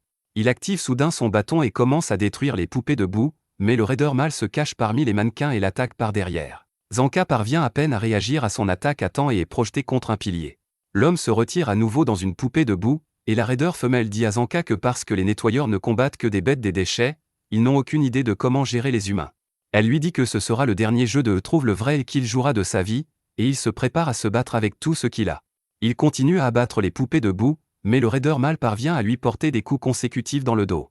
Zanka est coincé maintenant, et alors qu'il essaie de foncer vers la raider femelle pour la vaincre, ses pieds glissent dans la flaque de boue qu'elle avait créée à l'avance. Elle lui dit qu'il est le seul combattant du groupe qui peut se battre contre elle, et une fois qu'il sera à terre, le reste du groupe sera sans défense. Elle dit qu'il sera bientôt vaincu, mais Zanka crie soudain après elle, lui disant de commencer un podcast si elle veut en jacasser. Il dit qu'au début il pensait qu'elle contrôlait les pantins de boue avec sa pelle, et que le gars utilisait son instrument vital pour infliger des dégâts. Cependant, après avoir observé le combat un moment, il a réalisé que sa première hypothèse était fausse. Il dit que l'homme est juste en train de le frapper, et que son instrument vital semble être ses raquettes qui lui permettent de marcher facilement sur un sol instable. Il dit que maintenant ça a du sens pourquoi il peut bouger si facilement même si le sol est couvert de boue, et il nargue les deux raiders, les appelant un couple fait au paradis. Cela déclenche soudain la femme, et elle lui dit de se taire, ce qu'il ne fait évidemment pas. Il dit qu'il n'a peut-être pas d'expérience dans les combats contre des gens, mais qu'il connaît son instrument vital bien mieux qu'eux. Il dit que c'est pourquoi il peut faire des choses qu'ils ne peuvent pas, et la fille l'attaque soudain. Zanka frappe son bâton fort sur le sol, laissant une onde sonore traverser tout l'endroit. Il peut sentir les changements dans les vibrations alors que l'onde sonore passe à travers les poupées debout, et quand elle frappe celle où le raider mâle est caché, il le repère immédiatement. Il charge ensuite à pleine vitesse vers lui, l'assommant d'un coup avant de frapper la raider femelle également. Alors qu'elle perd connaissance, ses poupées debout s'effondrent instantanément, et Zanka dit qu'il n'était qu'une bande de noobs. Cependant, le chef des raiders apparaît soudain derrière lui, disant qu'il devrait se battre contre quelqu'un de plus fort s'il n'est pas satisfait. D'un autre côté, Rudo et d'autres courent encore alors qu'ils tentent de trouver la sortie. Rudo s'inquiète parce qu'il n'entend plus les bruits d'un combat, quand il tombe soudainement sur Grise, qui a trouvé une sortie. Il envoie certains des supporters à l'étage supérieur afin qu'ils puissent contacter le quartier général et appeler des renforts. Après cela, il décide de retourner vérifier l'état de Zanka, quand soudain il entend quelqu'un courir vers eux. Grise pense que c'est Zanka qui a terminé son combat, mais à sa surprise, le chef des raiders arrive là. Tout le monde est confus, et puis le raider commence à fixer Rudo et à faire correspondre ses traits avec la description qu'il a obtenue du bandit qu'il a kidnappé plus tôt. Il saute soudainement sur le mur derrière Rudo et s'y accroche comme Spider-Man, disant qu'il a enfin trouvé le donneur de la sphère. Juste au moment où Grise et les autres réalisent que l'homme devant eux est un raider, il écrase le mur avec ses griffes, bloquant la sortie. Le raider commence à farmer de l'aura, et Grise lui dit que s'il fait du mal à Rudo, il deviendra l'ennemi de tous les cleaners. Il lui demande ensuite des nouvelles de Zanka, mais le raider commence à parler du fait qu'il est en retard pour arriver ici parce qu'il a un terrible sens de l'orientation. Au moment où il est arrivé, les autres gars étaient vaincus, et il n'a pas aimé ça parce que c'était une perte de temps pour tout le monde. Il se dirige alors vers Rudo, ignorant complètement Grise et ses questions sur Zanka. Il dit à Rudo qu'il y a quelqu'un qui veut vraiment lui parler, alors il devrait venir avec les raiders pour l'instant. Rudo est en état d'alerte maximale quand le raider attrape soudainement son masque et l'arrache, lui disant qu'il n'en a pas besoin parce qu'il n'y a pas de bête à ordures autour. Rudo lui demande ce qui est arrivé au cleaner avec le bâton, et le raider dit qu'il avait une mauvaise attitude, alors il s'est occupé de lui. Cependant, comme il était fort, il ne l'a pas tué et l'a juste assommé, mais il pourrait ne pas apprécier beaucoup le poison. Le raider utilise ensuite sa capacité pour réveiller le pouvoir de ses bagues, les transformant en griffes métalliques. Il dit à Rudo de venir avec lui pacifiquement et personne ne sera blessé, mais juste à ce moment, Grise et Follow l'attaquent. Le raider esquive facilement leur attaque et fait ensuite un coup de pied en équilibre sur les mains pour les envoyer voler. Il sent que Follow a le potentiel de devenir un donneur, mais Grise n'a rien de tel, donc il n'est pas nécessaire. Grise, cependant, se lève et dit au raider qu'il protégera son équipe à tout prix, peu importe contre qui il doit se battre. Le raider réalise que c'est un supporter et lui dit que les faibles comme lui n'ont aucune valeur et qu'ils ne peuvent rien protéger. Rudo s'inquiète pour Grise et lui dit de se replier parce que le combat sera trop dangereux pour lui, mais Grise ne répond pas. Au lieu de cela, c'est le raider qui dit à Rudo que son ami faible et inutile est déjà mort, ses griffes ont transpercé le cœur de Grise, et il les enfonce encore plus profondément jusqu'à ce qu'elles ressortent de l'autre main. Rudo ne peut que regarder le site horrifié alors que le porte-bonheur de Grise s'envole et que son esprit devient complètement vide. La scène lui semble terriblement similaire à la mort de Recto, et Rudo atteint instinctivement le pendentif qui déclenche les souvenirs de son enfance. Un jour, Recto l'a trouvé en train de se cogner la tête contre le mur, et il est immédiatement venu l'arrêter. Il a demandé à Rudo ce qu'il faisait, et il a répondu blankly que Recto lui avait dit d'arrêter de faire du mal aux autres, mais qu'il n'avait jamais rien dit à propos de ne pas se faire du mal à lui-même. Recto était encore plus inquiet à ce sujet parce qu'il pensait que Rudo était devenu plus calme après que la douleur dans ses mains ait été maîtrisée. Il lui a demandé la raison de son agitation, et Rudo a répondu qu'il n'y en avait aucune. Il avait seulement une colère inexplicable en lui dont il ne connaissait pas la cause, mais Recto savait ce qui se passait. Il a réalisé que Rudo sentait que ses parents l'avaient abandonné, ce qui a créé un sentiment d'inutilité dans son cœur, et cela a donné naissance à cette colère. Recto lui a dit qu'il avait besoin d'un but dans la vie pour surmonter ce sentiment ou au moins des choses qu'il aime, alors il a pensé Rudo et l'a emmené expérimenter différentes choses, des livres aux jeux en passant par la cuisine, mais rien n'a vraiment retenu son attention autant. Cependant, alors que Recto était sur le point d'abandonner pour la journée, Rudo a vu un homme jeter des ordures et sa curiosité s'est réveillée. Il a ouvert la porte qui menait à la ville principale et a sorti un masque du sac poubelle. Recto l'a suivi par inquiétude, mais ensuite Rudo s'est soudainement mis à pleurer parce qu'il pouvait s'identifier aux ordures. Recto lui a demandé comment il se sentait maintenant, et Rudo lui a dit que ce masque est juste un peu cassé et qu'il ne devrait pas être jeté. Il a pleuré que c'était injuste de le jeter alors qu'il avait encore tant de vie, et il voulait le réparer. Recto a réalisé que c'était plus que la projection des problèmes de Rudo, et il pouvait vraiment voir la valeur des choses que les autres jetaient. Retour au présent, le pendentif se transforme en un instrument vital dans les mains de Rudo, et le raider est choqué par cela. Grise, qui est en quelque sorte encore en vie, réalise maintenant la vérité sur les pouvoirs de Rudo. Il dit que Rudo ne transforme pas les choses en instruments vitaux, mais il fait ressortir leur potentiel inutilisé à la vie. Avec cela, Rudo réveille le potentiel du pendentif, le transformant en une arme sensible et effrayante. Le raider est vraiment émerveillé par cela, et il commence à baver alors qu'il demande à Rudo « Que fait son instrument vital ?» D'un autre côté, Follow met Grise dans une position plus confortable, mais il est toujours dans un état très critique. Rudo remercie Grise de lui avoir montré le chemin pour sortir de sa dépression et lui dit que sans son aide, il serait toujours coincé. Cependant, maintenant il sait ce qu'il devrait faire, et il commencera par botter le cul des raiders et prouver qu'il avait tort sur tout ce qu'il vient de dire. Le raider aime son attitude et se présente enfin comme Jabé, disant qu'il n'aime rien de plus que les combattants déterminés et les donneurs forts. Il attaque ensuite Rudo, et tous les deux s'engagent dans une bataille sérieuse. D'un autre côté, Grise saigne toujours, et Follow s'inquiète pour lui. Cependant, Grise l'assure qu'il ira bien. Il commence ensuite à penser à Rudo et dit qu'il n'a pas pu utiliser ses pouvoirs correctement la dernière fois parce qu'il y avait beaucoup d'émotions qui obscurcissaient son vrai but, mais cette fois, ils n'ont pas à s'inquiéter de cela. Pendant ce temps, Rudo est complètement sur la défensive, forçant Jabé à l'attaquer et à battre en retraite quand il ne trouve aucune ouverture. Il essaie de narguer Rudo pour qu'il l'attaque, mais il lui demande simplement de l'attaquer s'il ose. Jabé lui dit d'être un peu plus joyeux et de profiter du combat alors qu'il charge à nouveau sur lui, mais Rudo esquive juste son attaque. Jabé l'attaque encore, et cette fois aussi, Rudo esquive sans effort. Jabé réalise bientôt que ses attaques ne peuvent même pas toucher Rudo, qui explique que c'est à cause du pendentif de Grise. Grise a prié le talisman que tout le monde revienne sain et sauf de ses missions, et cela signifie que c'est un instrument vital qui se concentre sur la défense. Jabé comprend que cela augmente le taux d'esquive garanti, mais il dit à Rudo qu'il ne peut pas riposter avec cet instrument vital. Rudo lui dit qu'il n'y a pas besoin de cela, ce qui rend le raider confus. Il explique qu'il a tout esquivé sans même bouger de sa place, et que c'est Jabé qui continue à se déplacer, donc il peut prédire où il va bouger ensuite. Jabé ne se soucie pas vraiment de son jappement, et il se jette à nouveau sur Rudo. Cependant, cette fois, Rudo utilise une autre capacité de son arme qui change la trajectoire de Jabé par un petit peu, mais c'est suffisant pour le jeter complètement hors du loop. Rudo dit qu'il ne peut pas utiliser le talisman pour attaquer, mais il peut utiliser ses poings, et ensuite secoue le monde de Jabé avec un coup de poing fort au visage. Jabé s'avère être un amateur de douleur, et il est content que Rudo l'ait enfin attaqué. Il se plaint que c'est injuste que le jeu soit truqué contre lui, mais Rudo ne ressent aucune culpabilité à utiliser son instrument vital pour le rosser après avoir perturbé son équilibre. Jabé décide de changer sa stratégie et attaque Rudo par derrière, mais le talisman brise encore son élan et donne à Rudo la chance d'atterrir un coup dévastateur sur son ventre. Jabé change encore une fois son schéma de combat après cela, endommageant les environs pour créer un nuage de poussière qui bloque la vision de Rudo. Rudo est en état d'alerte maximale maintenant, et puis soudainement une brique de pierre vient voler vers lui. Il l'esquive grâce au pouvoir du talisman, mais ensuite Jabé coupe un pilier et envoie plus de briques vers lui. Rudo les esquive toutes, et juste à ce moment, Jabé l'attaque de son angle mort. Heureusement, le talisman est prêt pour cela, et il perturbe encore son mouvement, laissant Rudo l'écraser au sol.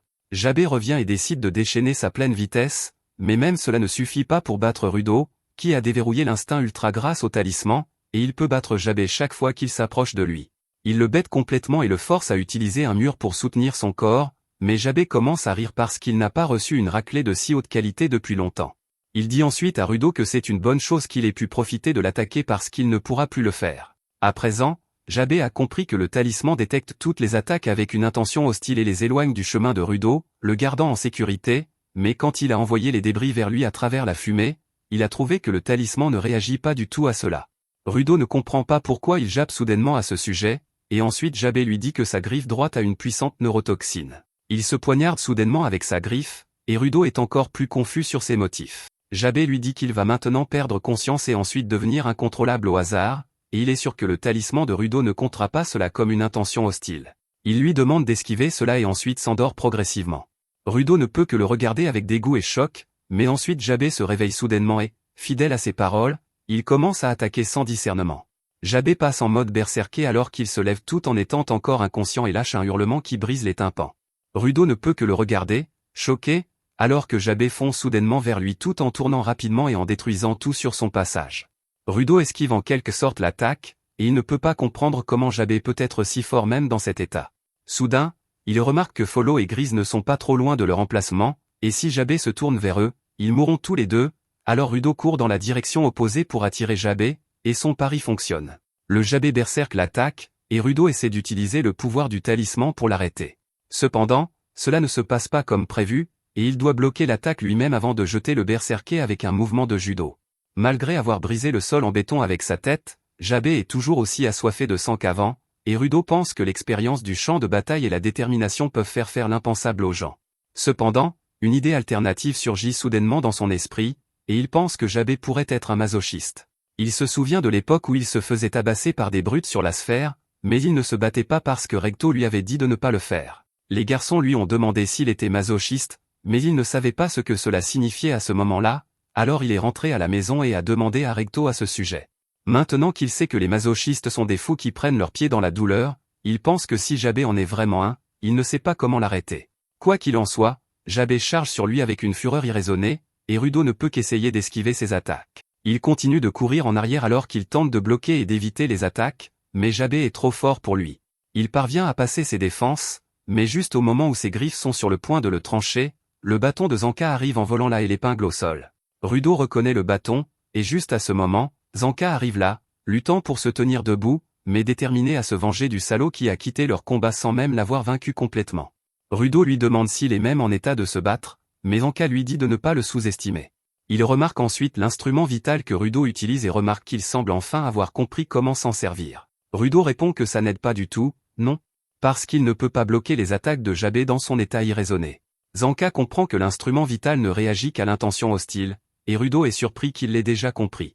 Zanka lui dit que pendant qu'il luttait pour venir ici, il l'a vu se battre à distance et a décidé de comprendre son style de combat parce que cela aiderait à l'enseigner plus tard. Zanka dit que puisque Rudo ne peut pas se battre avec son instrument vital et qu'il ne peut pas bien bouger à cause du poison, ils n'ont pas de moyen de vaincre Jabé.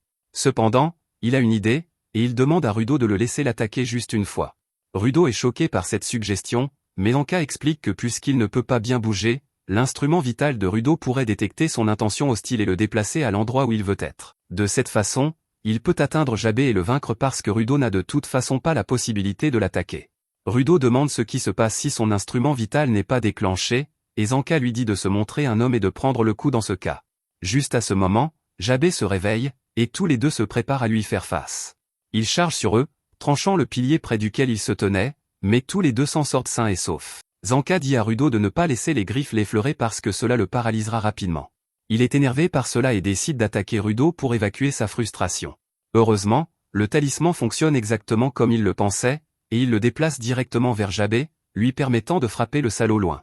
Zanka est impressionné par cela, mais Rudo est furieux contre lui. Puisque le talisman a dévié l'attaque, cela signifie que Zanka l'a attaqué avec une intention hostile, mais il prétend que c'était juste un petit test. Il retourne ensuite vers Rudo, disant qu'ils peuvent travailler avec cette équipe. Il se positionne pour le frapper à nouveau, et en même temps, Jabé se relève. Il fonce vers eux, et ensuite Zanka attaque Rudo, dont la capacité le projette en avant à la place. Il se rapproche encore une fois de Jabé et atterrit un coup dévastateur. Zanka est surpris que le talisman puisse être si bien contrôlé par Rudo et qu'il puisse l'envoyer assez loin. Il l'attaque ensuite à nouveau, et Rudo l'envoie vers Jabé une fois de plus. Grâce au contrôle de Rudo, Zanka le frappe avec un combo mortel qui le ramène à ses sens. Alors que Jabra voit Zanka devant lui, il est un peu excité, mais la prochaine chose qu'il ressent est le bâton de Zanka atterrissant sur sa tête, l'assommant pour de bon cette fois. Alors que Zanka atterrit sur ses pieds après cela, il trébuche au sol. Il pense qu'ils ont gagné le combat, et Rudo se détend aussi un peu, provoquant la désactivation du talisman. Il se transforme soudainement en poussière et s'effrite comme si Thanos venait de le faire disparaître, et Rudo panique. Il essaie de sauver le talisman puisqu'il appartient à Grise, mais il ne peut rien faire d'autre que de le regarder s'envoler. Il commence à avoir une attaque de panique, et Zanka se demande si le talisman a été détruit à cause de la capacité de Rudo ou s'il y a autre chose en jeu. Rudo, cependant, s'en blâme lui-même, et il a soudainement une crise mentale qui devient physique alors qu'il tombe au sol, se tortillant comme un poisson sorti de l'eau. Zanka voit les marques de griffes sur son dos et réalise qu'il a été frappé par Jabé sans qu'aucun d'eux ne le sache. Juste à ce moment, il remarque Jabé se piquer avec sa griffe gauche, et il se relève soudainement complètement frais. Il regarde autour de lui et dit qu'il doit avoir fait du bon travail pendant qu'il était KO, et ensuite se dirige vers Rudo. Zanka lui demande de s'arrêter, demandant comment diable il peut bouger malgré avoir pris autant de dégâts, et Jabé s'arrête pour monologuer sur ses capacités. Il dit que sa griffe gauche a un puissant antidouleur qui enlève sa douleur et qu'il peut fonctionner normalement à nouveau. Il dit ensuite que le poison de sa griffe droite fonctionnera probablement sur Zanka pendant 30 minutes, alors il décide de lui donner une autre dose pour s'assurer qu'il ne se mette pas sur son chemin. Zanka est impuissant alors que Jabé le poignarde, le laissant lutter au sol. Il se dirige ensuite vers Rudo, qui est encore en train d'avoir des spasmes, et le ramasse pour l'emmener à leur base. Zanka ne peut même pas crier pour qu'il arrête cette fois, et il ne peut que regarder Rudo être emmené en silence. Pendant ce temps, Jabé est content d'avoir accompli sa mission, et il ne se soucie même pas de ses deux coéquipiers qui sont allongés KO dans le bâtiment. Rudo est toujours conscient même s'il ne peut pas bouger, et il se blâme lui-même d'avoir mis la vie de tout le monde en danger. Juste à ce moment, Jabé bondit hors du trou dans le sol que son coéquipier a fait, mais au lieu d'être à l'intérieur d'un bâtiment, il constate qu'il est à l'extérieur. Il pense que cela ne devrait pas être possible parce qu'il se souvient clairement de la carte, mais juste à ce moment, il voit Rio là qui l'attend. Engin est avec elle aussi, et Jabé le découvre quand il est frappé dans les tripes avec son parapluie et heurte un mur avec une force Tremandou. Il reste en quelque sorte éveillé malgré cela et remarque qu'Engin a d'autres cleaners à l'air effrayant avec lui. Il s'avère que les supporters qui se sont échappés plus tôt ont appelé des renforts, et Engin et les autres étaient assez proches pour répondre à temps. Un supporter s'inquiète que Grise et les autres soient peut-être morts, mais Engin l'assure qu'ils sont forts et ne mourront pas si facilement. Il lui demande de prendre une équipe et de les secourir, et pendant ce temps, Jabé commence à crier qu'ils ont l'air vraiment forts et qu'il n'est pas en état de les combattre. La seule pensée de son impuissance l'excite, et Jin est choqué d'apprendre que Rudo a combattu ce masochiste fric tout ce temps. Rio remarque qu'il a meilleure mine qu'elle ne s'y attendait, et les autres cleaners le plaignent, disant qu'il a l'air bien pire qu'il ne le pensait. Le grand type se met en colère et dit que c'est impardonnable que quelqu'un ait essayé de nuire à l'un de leurs coéquipiers, mais l'autre gars lui dit de se taire parce qu'il est ennuyeux. Après cela, Engin dit à Jabé qu'ils vont le prendre en garde à vue et l'interroger. Il lui demande s'il a vraiment pensé qu'il pouvait jouer avec les cleaners et ensuite ramper vers quelconque trou d'où il vient. Jabé est encore plus excité en entendant cela et demande s'ils vont l'enfermer dans une prison à vie où il doit concevoir un plan pour s'évader par lui-même. Il se lève, disant qu'il sait qu'il va perdre, mais qu'il a des ordres pour ramener Rudo, et qu'il ne retournera pas devant son patron en échec même s'il meurt dans le processus. Il réveille ses armes à nouveau, mais juste au moment où il est sur le point de charger, quelqu'un l'embrasse par derrière et lui dit d'arrêter. Jabé reconnaît la fille comme l'une de ses coéquipières et lui dit de le laisser tranquille parce qu'il a encore une mission à accomplir. Elle lui dit que le temps est écoulé et qu'ils ne peuvent rien faire parce que les cleaners sont là. Jabé est toujours adamant pour terminer sa mission, alors la fille lui dit que le patron avait un très grand sourire sur son visage. Jabé s'arrête soudainement à cela, et la fille resserre son emprise autour de lui pour le maîtriser. Finalement, il décide de l'écouter et de rentrer à la maison, et alors qu'il s'écarte, le portail mystique de regard d'égout dans le mur derrière lui devient visible. Jabé dit à tout le monde qu'il doit partir maintenant et leur demande de transmettre ses amitiés à Rudo parce qu'il doit être KO à cause de son poison en ce moment. Cependant, Rudo est encore dans ses sens, et il utilise toute sa force pour se lever et dire à Jabé de s'arrêter parce que leur combat n'est pas encore terminé. Jabé est impressionné par sa ténacité, et Rudo lui dit qu'il le paiera pour ce qu'il a fait à Grise et aux autres. Jabé est heureux d'entendre cela et dit qu'ils se battront une autre fois, mais ensuite il remarque ses gants et le design unique sur eux. Il remarque avec excitation que leur patron serait heureux d'apprendre que Rudo a obtenu quelque chose de la série spéciale 2, et ensuite entre dans le portail après la fille. Dès qu'il met la plaque d'égout, le portail disparaît, et tout le monde est surpris. Plus tard, Zanka et les autres sont secourus du bâtiment, et le poison se dissipe aussi du corps de Rudo. Il se précipite immédiatement vers Grise et constate qu'il est toujours en vie malgré une perte de sang sévère. Rudo s'excuse auprès de lui pour avoir réqué son talisman, et Grise dit qu'il y tenait vraiment. Rudo est sur le point de se noyer dans la culpabilité, mais ensuite Grise dit que si son talisman l'a aidé, c'était vraiment pour le mieux. Avec cela, les derniers fragments du talisman s'envolent aussi, et Rudo n'est pas sûr de ce qu'il ressent à ce moment. Peu après, tout le monde retourne au quartier général du nettoyeur, et Rudo s'assoit seul en silence. Engin vient le voir et lui demande pourquoi il se comporte comme un gamin déprimé alors qu'il devrait être heureux d'avoir enfin appris à utiliser son instrument vital. Rudo lui répond brusquement qu'il n'a pas pu sauver Grise plus tôt et qu'il ne peut pas être heureux à cause de cela. Il dit qu'il n'a pas réussi à protéger Recto dans la sphère, et à la surface, il n'a pas réussi à protéger celui qui lui a sauvé la vie. Il a l'impression d'être un perdant quoi qu'il fasse, et Engin lui dit que Grise savait dans quoi il s'embarquait et qu'il est toujours prêt à prendre des risques. Il demande ensuite à Rudo de l'accompagner afin qu'il puisse rendre hommage à Grise, qui, étonnamment, est toujours en vie. Rudo n'en croit pas ses yeux lorsqu'il voit Grise assis bien droit et le remerciant pour tout à l'heure, et Engin réalise enfin qu'il était déprimé parce qu'il pensait que Grise était mort. Il commence à ébouriffer les cheveux de Rudo, et une infirmière décide également de se joindre à lui juste pour s'amuser. Rudo est gêné, mais il demande à Grise comment il peut être en vie malgré avoir reçu une griffe empoisonnée en plein cœur. Grise lui répond que tout cela est grâce à l'équipe médicale des nettoyeurs et en particulier à la jeune médecin nommée Esha, qui est la seule à posséder le pouvoir de guérison. Esha est cependant assez timide et manque de confiance en elle, elle a donc besoin que Grise lui répète régulièrement des mots d'encouragement pour y croire. Après cela, Grise se tourne vers Follow, qui l'a maintenu en vie alors qu'il se vidait de son sang, et Follow tombe à genoux. Enfin, il se tourne vers Rudo et le remercie d'avoir arrêté Jabé avec Zanka. Il lui dit également de ne pas s'inquiéter pour le talisman, car s'il a permis de sauver des vies, c'est qu'il a bien fait son travail. Rudo le croit cette fois-ci et dit à Gris qu'il est vraiment heureux de le voir en vie. Engin ajoute qu'ils doivent désormais s'inquiéter des pillards qui vont les attaquer en plus des bêtes sauvages, mais heureusement, ils ont obtenu des informations de leur part. À ce moment-là, un grand nettoyeur à la peau foncée arrive et parle de la frontière mentionnée par Jabé. Rudo demande à Engin qui est ce nouveau venu. Engin répond qu'il s'agit du chef, et Rudo panique car il n'était pas prêt mentalement à le rencontrer. Le patron salue Rudo et se présente sous le nom de Corvu. Il dit qu'au début, il allait rejeter Rudo lorsqu'il a appris que celui-ci voulait les rejoindre uniquement pour obtenir des informations sur la façon d'atteindre la sphère. Cependant, comme il a déjà risqué sa vie pour protéger les nettoyeurs, il fait désormais partie des leurs, et Corvu n'a aucune objection à l'accepter officiellement comme nettoyeur. Corvu appelle ensuite Rudo dans son bureau pour lui remettre son uniforme et lui en apprendre davantage sur la frontière. Il lui explique que la frontière sépare la surface de la sphère et que quiconque tente de la franchir meurt. Cependant, il existe des exceptions à cette règle. Corvu commence à raconter l'histoire d'une femme qui vit dans un no man's land situé tout près de la frontière. Il était une fois un homme qui s'était perdu là-bas et avait rencontré cette femme. Il lui avait demandé pourquoi elle vivait dans un endroit aussi désolé, et elle lui avait répondu qu'elle observait les gens tomber du ciel. La femme lui avait dit que certaines personnes franchissaient la frontière sans mourir, et que c'était leur seul indice pour l'instant. Rudo se rend compte que s'il trouve l'une des personnes que la femme a vu traverser la frontière, il pourra peut-être rentrer chez lui. Corvu lui dit que ce sera un voyage très dangereux, mais Rudo s'en moque, car il doit rentrer chez lui à tout prix. Cependant, il est un peu trop enthousiaste et se précipite immédiatement vers le No Man's Land. Follow essaie de l'arrêter, mais il n'a pas assez de pouvoir pour retenir Rudo. Heureusement, Engin arrive et parvient à arrêter Rudo, lui disant qu'il ne peut pas se rendre dans le No Man's Land avec une préparation aussi sommaire. Il dit que c'est une bonne chose que Rudo puisse désormais utiliser ses capacités à volonté, mais qu'il ne connaisse toujours pas ses limites et ses faiblesses. Rudo lui demande alors de l'accompagner, mais Engin refuse, car il n'est pas assez fou pour se rendre à nouveau seul dans le No Man's Land. Rudo sait que c'est faux, car Engin était en fait parti seul lorsqu'il l'a trouvé.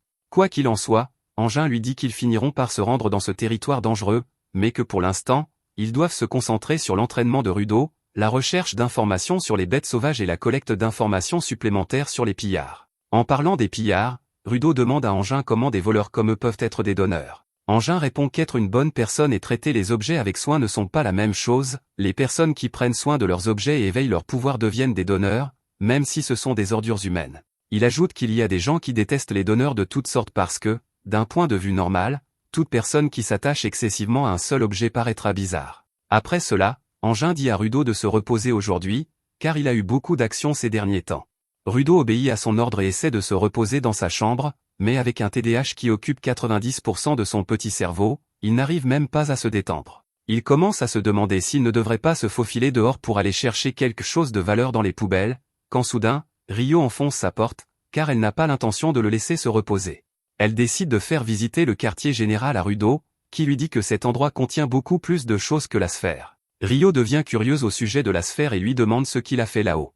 Rudo lui raconte son emploi du temps habituel, qui consiste à ramasser les ordures et à se faire gronder, puis Rio lui pose des questions sur la nourriture dans la sphère. Rudo répond qu'il y avait du pain et de la soupe, mais lorsqu'elle lui demande s'il y avait des sucreries, il boude car seuls les riches peuvent s'offrir des sucreries. Rio lui dit qu'ils ont des sucreries ici, et Rudo n'y croit pas jusqu'à ce qu'il les voie. Il a l'impression d'avoir trouvé le One Piece lorsqu'il voit une assiette remplie de sucreries, puis Jin l'avertit que les sucreries sont plus addictives que la drogue, et qu'il doit donc faire attention lorsqu'il en mange.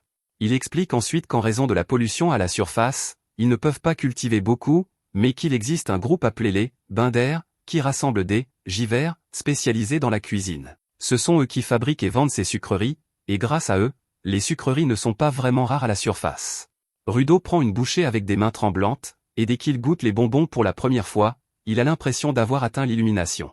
Il se met à dévorer les bonbons comme un fou, et Engin pense qu'ils ont parmi eux un accro au sucre en herbe. À ce moment-là, un type effrayant avec une tétine dans la bouche arrive et commence à le fixer du regard, et Rudo se demande s'il est lui aussi intéressé par les bonbons.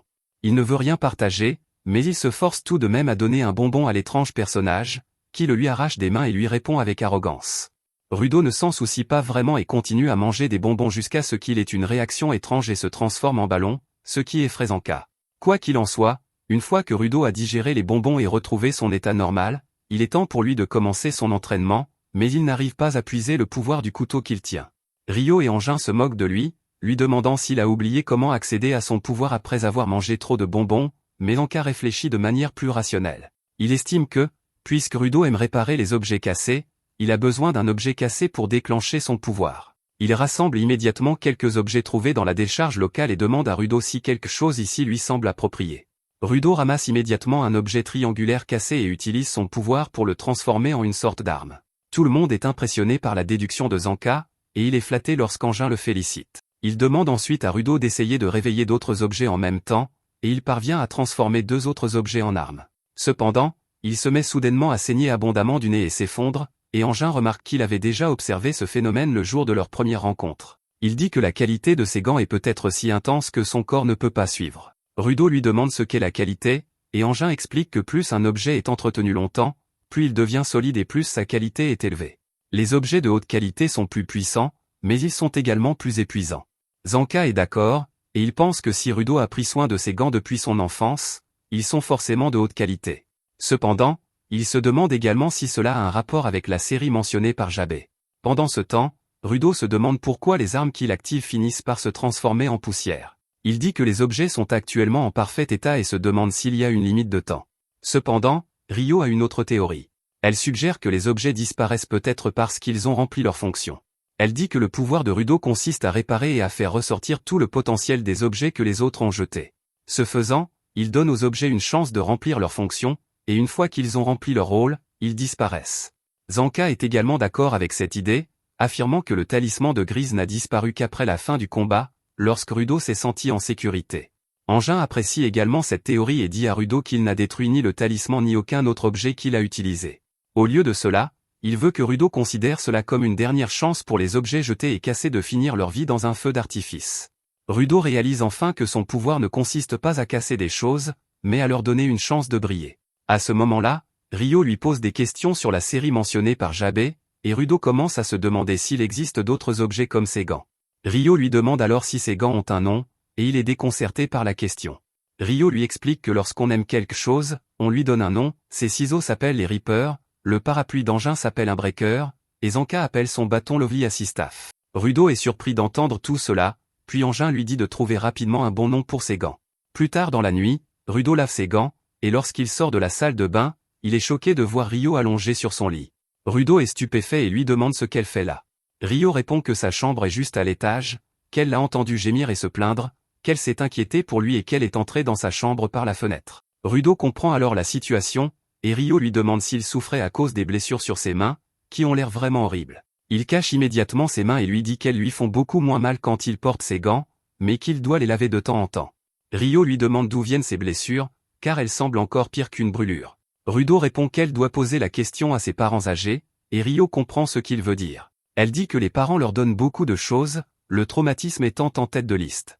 Le lendemain, Engin emmène Rudo voir le patron, qui dit que puisqu'il reste un peu de temps pour préparer son visage, Engin devrait terminer le reste des préparatifs. Rudo est perplexe, et Engin lui explique que le visage complet fait référence au masque que tous les nettoyeurs sont tenus de porter lorsqu'ils pénètrent dans le No Man's Land. Il sort son masque pour le montrer à Rudo, puis ajoute qu'ils ont parmi eux un artiste qui fabrique ces masques, mais que c'est un type bizarre souffrant d'un TDAH extrême, qui est incapable de travailler si quelqu'un lui parle de la date limite. En ce moment, il travaille sur le masque de Rudo, et cela semble prendre du temps. Corvu dit qu'en attendant, ils vont terminer les préparatifs en jetant un sort à Rudo. Cela le rend encore plus confus, alors la réceptionniste lui explique qu'il y a beaucoup d'incertitudes dans les zones d'ordures, et pour s'assurer que les nettoyeurs aient la chance de les éviter, il demande à un autre artiste de dessiner un sort protecteur sur eux. Le patron lui a donné carte blanche pour peindre ce qu'il veut, alors il peint parfois autour du quartier général, mais ces derniers temps, il semble être occupé dans une autre ville. Engin dit qu'il va se rendre à Canva Town pour trouver le peintre et qu'il emmène toute une équipe avec lui. L'équipe comprend Zanka et Ryo, ainsi que Grise et Follow, accompagnés de quelques membres de l'équipe d'Engin. Il les présente tous un par un à Rudo, en précisant que d'habitude, ils emmènent 5 supporters avec eux, mais comme le No Man's Land est plus dangereux, ils ne prendront que 3 supporters d'élite et augmenteront le nombre de donneurs à la place. À ce moment-là, un grand gaillard nommé Delmon arrive, et Rudo est intimidé par sa taille. Delmon se met soudain à crier au visage de Rudo, disant qu'il a entendu l'histoire de sa vie et qu'il est furieux que les gens de la sphère fassent des distinctions entre les humains. Il prétend aimer les gens passionnés comme lui et essaie de le recruter dans son groupe, mais à ce moment-là, sa partenaire Tamzi arrive et l'arrête. Il dit que puisqu'Engin a déjà recruté Rudo dans sa faction, il ne devrait pas essayer de le lui voler. À ce moment-là, Engin se joint à la dispute et demande à Delmon de prononcer l'un de ses discours passionnés caractéristiques. Alors que Delmon serre les dents, Zanka se bouche les oreilles juste à temps avant que le géant ne commence son discours sur le fait qu'ils n'abandonneront jamais malgré les défis auxquels ils sont confrontés. Sa passion est contagieuse, et après avoir été confus pendant 1 minute, même Rudo se joint aux autres pour crier. Cependant, une fois qu'ils montent dans la voiture pour se rendre à Canva Town, tout le monde se tait. Bientôt, leur destination apparaît, et Rudo est fasciné de la voir, car elle ressemble à un projet artistique, même de loin. Une fois arrivé à la porte de la ville, Rudo remarque que tous les murs sont couverts de graffitis, mais il est davantage intrigué par la structure en forme de dôme. Tamzi lui explique que la plupart des villes sont protégées par un dôme qui les protège des déchets tombant de l'espace, car ceux-ci peuvent être mortels. Rudo se sent mal à l'aise, mais Tamzi lui dit de ne pas se sentir coupable, car c'est la faute des gens qui jettent leurs déchets. Au même moment, 2 hommes à la porte tentent d'entrer dans la ville, mais ils se rendent compte qu'ils ne peuvent pas franchir la porte, même si celle-ci est grande ouverte. Ils se heurtent sans cesse à un mur invisible, mais Engin et son groupe franchissent la porte normalement. Les 2 hommes sont surpris par cela, tout comme Rudo, mais Engin lui dit de simplement franchir la porte, car s'il n'a pas de mauvaises intentions, la porte ne l'arrêtera pas. Rudo franchit immédiatement la porte, réalisant que les 2 hommes qui sont bloqués sont une sorte de voyous. Quoi qu'il en soit, une fois qu'ils entrent dans la ville, Rudo trouve encore plus de graffitis et de bombes de peinture vides éparpillées partout. Engin lui explique que beaucoup de gens sur Terre aiment peindre, mais que la plupart ne respectent pas leur article. Selon certaines rumeurs, Canva Town aurait été créé pour que les artistes puissent peindre où ils le souhaitent. Rudo demande s'ils sont là pour voir ses peintures, et Engin lui répond qu'ils sont là pour trouver le donateur qui peut jeter des sorts de protection sur n'importe quoi à l'aide de son article. Rudo est perplexe, alors Engin lui donne un exemple. Il explique que si le donneur veut protéger un mur d'une attaque, il peut canaliser ses émotions dans son instrument vital, puis les convertir en magie en dessinant sur le mur. Il ajoute que les 2 personnes à l'extérieur n'ont pas pu entrer dans la ville parce que le donneur a peint un sort qui interdit aux personnes mal intentionnées d'entrer dans la ville. Rudo trouve que ses pouvoirs semblent vraiment incroyables, et Engin remarque que son instrument vital est assez rare. Il tente d'expliquer que le donneur a en fait hérité de cet instrument vital de quelqu'un d'autre, lorsqu'un enfant qui courait le heurte et tombe par terre. Il essaie d'aider l'enfant à se relever, mais celui-ci se met à pleurer et s'enfuit. Engin est stupéfait, et Rio se moque de lui en lui disant qu'il a fait pleurer l'enfant. À ce moment-là, le maire de la ville arrive, et Engin est heureux de le voir. Il dit qu'ils sont là pour voir leur ami Gob, car ils ont un travail à lui confier. Il demande où il travaille actuellement, mais le maire lui annonce avec tristesse que Gob est décédé ce matin. Le maire emmène alors tout le monde chez Gob, expliquant qu'il est mort d'une pollution corporelle. Il n'était pas satisfait de peindre dans la ville et il se rendait également dans les zones polluées pour peindre. Le maire est certain que Gob oubliait souvent son masque lorsqu'il peignait, et que l'air mortel a fini par détruire son corps de l'intérieur. Engin est dévasté par cette nouvelle, et alors qu'il rend hommage à son ami décédé, Rudo se souvient avoir vu Gob peindre un mur dans le quartier général. Engin en disait beaucoup de bien à l'époque, affirmant que c'était un homme qui ne se laissait jamais distraire de ce qu'il voulait faire. Rudo est bouleversé alors qu'il tente d'accepter la mort de Gob, mais Tamzi lui demande de ne pas trop s'émouvoir, car beaucoup de gens à la surface meurent à cause de la pollution corporelle. Le maire explique que Gob avait déjà choisi son successeur avant de mourir, et qu'il s'agit du jeune garçon nommé Remlin qu'Engin a croisé plus tôt. Il explique que les lanceurs de sorts sont choisis par l'ancien détenteur du pinceau, et qu'ils deviennent immédiatement des donneurs lorsqu'ils reçoivent le pinceau. Cependant, il estime que cette responsabilité est trop lourde pour le jeune Remlin, car le lanceur de sorts est en quelque sorte le représentant de leur ville.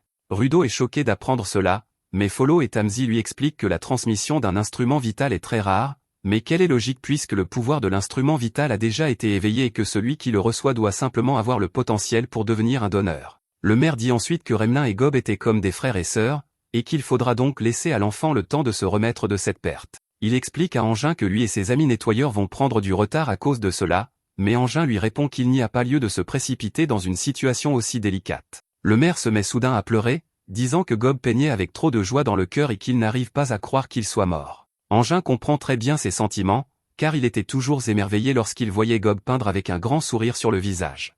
Ils décident qu'ils reviendront plus tard, lorsque les choses se seront calmées, mais avant de partir, il demande à Remlin de prendre soin d'elle. Cependant, elle se lève soudainement, déclarant que le temps de la tristesse est révolu. Cela surprend tout le monde, et Remlin arrache immédiatement le pinceau des mains du maire et court dehors. Tout le monde la suit et la retrouve sur un toit avec des pots de peinture. Elle dit que même si elle est triste que Gob soit mort, elle sait qu'il ne pourra pas profiter de l'eau de la S'il voit tout le monde pleurer après lui. C'est pourquoi elle veut lui faire ses adieux de la manière qui lui plairait le plus, c'est-à-dire en célébrant la vie et l'art. Elle active immédiatement le pinceau, qui grossit, et dessine un cercle magique sur le sol qui transforme les pots de peinture en lanceurs de feux d'artifice. Alors que les pots de peinture lancent des feux d'artifice colorés dans le ciel, tous les habitants de la ville sont inspirés et se précipitent pour créer des œuvres d'art. Remelin est heureuse de voir cela, car c'est ce que Gob aurait voulu, et Rudo la regarde, émerveillée. Peu après, Remelin peint sa dernière œuvre d'art sur le visage de Rudo, et elle en est très fière. Elle lui a fait un maquillage de clown, et Rudo n'en est pas vraiment ravi, mais Remelin ne peut s'empêcher de rire en regardant son visage. Pendant que Rudo s'en prend à elle, Engin discute avec le maire, lui disant qu'ils connaissent désormais les critères exacts utilisés par les lanceurs de sorts pour choisir leur successeur. Le maire confirme, affirmant que Remelin est aussi fantasque que Gob l'était. Engin lui demande combien de sorciers il y a eu au total, et le maire répond que Remelin est probablement la 6e, car les sorciers ne laissent derrière eux que leur art. Pendant ce temps, Remelin se présente à Rudo et lui demande ce qu'il veut qu'elle dessine et où. Elle commence à parler de son pouvoir et explique qu'il ne fonctionne pas bien si elle n'obtient pas la permission de dessiner à un endroit.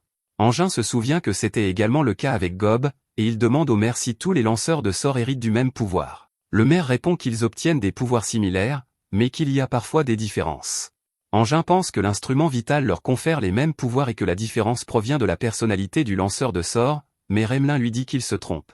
Elle pense que leurs pouvoirs s'avèrent similaires parce qu'ils sont tous une bande de fous qui aiment jouer sur le champ de bataille. Elle dit qu'ils dessinent des ballons et des fleurs dans des scènes de combat tendues parce qu'ils aiment le message de liberté et de puissance véhiculé par leurs œuvres. Elle pense que c'est le facteur décisif lorsqu'un lanceur de sorts choisit son successeur, mais Engin ne comprend pas la plupart de ce qu'elle dit.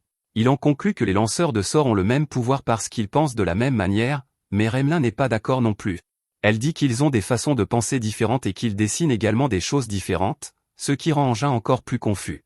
Il essaie de comprendre ce que Remelin veut dire exactement, mais le maire l'arrête, lui disant qu'il ne fera que perdre la tête s'il essaie de débattre avec un artiste ou un partisan de la théorie de la Terre plate. Quoi qu'il en soit, Rudo dit à Remelin qu'il veut qu'elle dessine quelque chose sur son dos qui le protège d'un coup violent. Remelin se prépare pour le travail et transforme immédiatement son pinceau en pistolet à tatouer afin de rendre son œuvre permanente. Le maire et Engin sont choqués par cela, car au départ, ils pensaient que Remelin avait simplement trouvé un pistolet à tatouer qui traînait quelque part, mais il s'avère qu'elle peut transformer son pinceau en n'importe quel outil qui répond à ses besoins du moment. Finalement, il l'empêche de tatouer le sort sur le corps de Rudo, mais Remelin dit que si elle dessine simplement avec de la peinture à base d'eau, cela s'effacera après la première douche de Rudo. Cependant, elle a rapidement une autre idée aussi espiègle qu'un tatouage et demande à Rudo la permission de jeter un sort sur son corps sans lui dire quel outil elle utilisera. Quoi qu'il en soit, Remelin dessine un sort non seulement sur Rudo, mais aussi sur tous les autres membres du groupe, et sur ce, ils décident de retourner à leur mission. Remelin est vraiment épuisé après avoir jeté des sorts sur 9 personnes à la fois, mais elle les accompagne tout de même jusqu'à la porte. À la porte, Engin et les autres aperçoivent les deux perdants de tout à l'heure, et ils se mettent en colère lorsqu'ils voient le pinceau dans la main de Remelin. Ils demandent au maire comment il a pu laisser une gamine comme elle hériter du poste de lanceur de sorts et disent qu'ils sont plus aptes à devenir le prochain lanceur de sorts. L'un d'eux se vante d'avoir remporté un célèbre concours artistique pour prouver sa valeur et d'être capable de devenir un meilleur lanceur de sorts qu'une gamine morveuse. Le maire se met soudain à leur crier dessus et les fait taire immédiatement. Il leur dit que les poseurs comme eux ne se soucient que de la gloire et qu'ils ne comprennent même pas ce que signifie être un lanceur de sorts. Il leur dit de s'enfuir immédiatement, car personne à Canvas City ne veut voir leur visage hideux. Les voyous acceptent rapidement leur défaite devant le maire en colère et repartent, découragés. Engin remarque que le maire est toujours aussi effrayant quand il est en colère et lui dit de rester loin de la porte, car ce n'est pas bon pour sa tension artérielle. Sur ce, tout le monde monte dans la voiture, et Rudo remercie Remelin de l'avoir dessiné. Elle rit avec suffisance et lui dit qu'elle viendra bientôt s'amuser au quartier général. Engin les emmène avec ça, et Rudo comprend qu'il retourne au quartier général. Engin acquiesce, mais il dit à Rudo qu'avant d'arriver à leur base pour récupérer son masque, il va avoir une bonne surprise. Rudo ne comprend pas de quoi il parle jusqu'à ce qu'il se retrouve dans un entrepôt rempli de merveilleux déchets. Il commence à saliver en voyant les appareils en parfait état dans le bâtiment, et Engin lui dit de prendre son temps pour choisir les objets qui lui plaisent, car il n'y a pas de bête des ordures dans les environs. Rudo devient complètement fou et se plonge dans le tas de déchets à la recherche des meilleurs objets qu'il pourra réparer et réutiliser. Engin sourit en voyant à quel point Rudo est fou des déchets, mais aucun d'eux ne remarque que le petit téléviseur posé au sommet du tas de déchets fonctionne et montre l'image d'un homme portant des gants similaires à ceux de Rudo. Quoi qu'il en soit, Rudo et les autres arrivent peu après au quartier général, où ils sont accueillis par un type bizarre qui crie que c'est terminé. Rudo ne sait même pas qui est ce type ni de quoi il parle, et avant que quiconque puisse lui expliquer quoi que ce soit, la réceptionniste s'émue dit qu'elle a appris le décès de Gob. Cependant, avant même qu'elle ait pu présenter ses condoléances, le fou l'interrompt et dit à Rudo que son masque est prêt. À ce moment-là, Engin présente à Rudo un homme nommé Auguste, en lui disant qu'il s'occupe de leur équipement et que, comme c'est un artiste, il a aussi quelques cases en moins. Auguste commence alors à vanter son dernier ouvrage, affirmant qu'il est vraiment parfait. Il explique qu'il n'avait jamais rencontré Rudo auparavant, mais qu'il a pris ses mesures pendant qu'il dormait, puis qu'il a tout appris sur sa personnalité grâce à Engin et aux autres. Rudo est choqué d'apprendre qu'Auguste est entré dans sa chambre et a pris les mesures de son visage, et le fou lui répond qu'il a eu de la chance que Rudo n'ait pas fermé sa chambre à clé. Rio remarque également que Rudo ne dort pas beaucoup, et qu'il est donc déjà rare qu'Auguste le trouve endormi. À ce moment-là, l'infirmière timide de tout à l'heure se précipite vers Auguste et lui dit de se taire, car il l'embarrasse devant tout le monde. Il ne prend même pas sa petite sœur au sérieux, et Rudo n'arrive pas à croire que ces deux excentriques complètement différents puissent être frères et sœurs. Quoi qu'il en soit, il se prépare à partir en mission et, une fois sorti du bâtiment, Engin demande à Rudo d'enlever son collier pendant un instant. Rudo obéit, puis soudain, tous les membres du groupe se percent et se coupent le doigt pour prélever un peu de sang et marquer le collier avec. Rudo est déconcerté par ce rituel étrange et diabolique, mais Engin lui explique que leurs colliers sont un moyen de communication qui leur permet de parler à d'autres nettoyeurs avec lesquels ils ont partagé leur sang. Rudo demande si c'est la raison pour laquelle tout le monde sur le terrain porte des colliers, et Rio confirme, en disant que cela fonctionne comme un téléphone. Elle dit que l'échange de sang donne une impression de « ride or die », donc elle aime beaucoup l'idée, et Rudo remet le collier. Il se demande quel type de technologie il utilise, puis pense que c'est peut-être un autre pouvoir des donneurs. Alors qu'il sort de ses pensées, il constate que tout le monde le regarde de manière menaçante, lui disant qu'ils devront également prélever son sang, et Rudo est terrifié. Une fois le rituel d'échange de sang terminé, le groupe monte enfin dans la voiture et se dirige vers le No Man's Land pour trouver la femme qui connaît l'existence de la barrière. Rudo a apporté beaucoup de déchets qu'il a trouvés plus tôt dans la décharge, et Engin lui dit que la plupart ne serviront même pas, car ils devront marcher dans le No Man's Land et qu'il ne pourra pas tout transporter. Cependant, Rudo affirme que tout cela sert de réserve et qu'on ne sait jamais quel outil pourra leur être utile. Peu après, ils atteignent le désert rouge appelé Panta, l'un des 5 No Man's Land de ce monde. Tamzi est le premier à descendre dans le sable rouge, et en l'examinant, il constate qu'il ne s'agit pas de sable, mais de rouille. À ce moment-là, il aperçoit une bête poubelle qui se dirige vers eux à grande vitesse, et les autres membres du groupe la remarquent également. Engin décide de laisser Rudo s'occuper de la bête poubelle comme première chasse après avoir rejoint les nettoyeurs. Rudo glisse immédiatement sur les pentes sablonneuses avec son nouveau masque facial. Le combat commence, et la supportrice commence à prendre des notes sur les bêtes des ordures auxquelles ils font face. Rio décide de combattre 3 bêtes des ordures de type scorpion à la fois, les coupant avec ses ciseaux géants. Une partie du corps du scorpion roule au loin, heurtant une autre bête des ordures qui pense que c'est Zanka qui l'a fait, car il se tient devant elle. La bête poubelle l'attaque et le repousse, et Zanka se concentre uniquement sur l'esquive jusqu'à ce qu'il trouve l'occasion idéale de contre-attaquer. Il frappe alors la mâchoire du monstre avec son bâton et libère son véritable pouvoir qui consiste à projeter des pointes devant lui, transperçant la tête du monstre et le tuant sur le coup. Cependant, il ne peut pas encore se détendre car d'autres monstres l'entourent, mais alors qu'il s'apprête à les combattre, Engin plonge vers lui avec son coup spécial qui élimine toutes les bêtes des ordures sauf une. Rudo décide de l'affronter lui-même et se précipite vers le monstre, sortant un clavier pour le combattre. Son pouvoir réveille le potentiel caché du clavier, et loin de lui, la femme dans le désert le remarque. De retour sur le champ de bataille, Rudo devient le guerrier du clavier que tous les activistes de Twitter pensent être. Il ne s'est tapé qu'à la vitesse de ma grand-mère de 90 ans, mais dès qu'il appuie sur la touche entrée, les touches se mettent à flotter et s'élèvent dans les airs avant de frapper la bête scorpion comme des balles, écrivant le mot « trou » sur son dos avant qu'elle ne se transforme en cendre. Tous les monstres sont vaincus, et Engin commence à examiner les déchets cachés sous le sable rouge. Pendant ce temps, Grise commence à réprimander l'autre supportrice pour avoir pris des notes alors que tout le monde se battait. Il lui dit que cela pourrait être dangereux si elle ne concentrait pas toute son attention sur sa survie, mais la jeune fille lui répond qu'elle oublierait tout si elle attendait la fin de la bataille. Pendant ce temps, Rudo essaie de nettoyer le sable et la saleté de son masque lorsqu'il aperçoit une femme dans les nuages de poussière. Cependant, avant même qu'il ne puisse faire un pas vers elle, Delman et Tamzi le trouvent. Rudo tombe au sol, surpris par la voix forte de Delman, qui lui dit qu'il n'a pas pu voir son premier combat à cause de tout le sable. Rudo pense qu'il est au moins utile maintenant, mais soudain, Delman s'arrête de parler et commence à fixer quelque chose juste devant lui. Rudo se retourne également et est surpris de voir une fille marcher joyeusement vers eux. Delman et Tamzi sont sur leur garde lorsqu'ils voient la fille, qui n'est pas habillée de manière appropriée pour cet environnement hostile, et ils disent qu'ils n'ont même pas senti sa présence. Tout le monde se rassemble également, et Engin se demande si elle est la femme des histoires qui a vu des gens venir de la sphère et y retourner. Zanka dit qu'il est trop tôt pour trouver la femme, et Engin dit qu'il devrait au moins essayer de lui parler et lui demander leur chemin. Cependant, Rio est un peu plus direct et demande à la fille si elle a déjà vu des gens venir de la sphère ou essayer d'y retourner. La jeune fille répond par l'affirmative, et Rio annonce à tout le monde qu'ils ont trouvé la personne qu'ils cherchaient. Engin dit qu'ils ont eu de la chance cette fois-ci, puis la jeune fille, qui s'appelle Amo, se met soudain à tousser. Elle dit à tout le monde de venir chez elle pour qu'ils puissent parler tranquillement, car l'air ici n'est pas bon pour leur santé. Rio se méfie d'elle et demande à Engin si elle devrait y aller seule pour parler à la jeune fille, mais il décide qu'ils devraient tous y aller. Il estime que même si la jeune fille prépare quelque chose, ils peuvent en discuter, et si elle s'avère vraiment dangereuse, il vaudra mieux qu'ils soient tous présents pour la combattre. Cependant, son plan échoue lamentablement, et une fois arrivé chez Amo, dont la maison est remplie de peluches et de poupées effrayantes, Engin vomit et s'effondre. Rudo est le seul à rester conscient, et alors qu'il essaie de comprendre ce qui se passe, Amo lui sourit malicieusement. Tout a commencé il y a 1 heure, lorsque Rudo et ses amis ont décidé de suivre Amo, sans connaître ses véritables intentions. Amo les conduit chez elle, dans une tour très haute soutenue par des rochers de tous côtés. Tout le monde est surpris, car personne n'aurait imaginé trouver une telle structure au milieu de ce no man's land, mais Rudo se demande si cette haute tour peut le mener jusqu'à la sphère. Malheureusement pour lui, la tour n'est pas aussi haute qu'il le pense. Amo ouvre les portes et demande à tout le monde d'entrer dans la tour.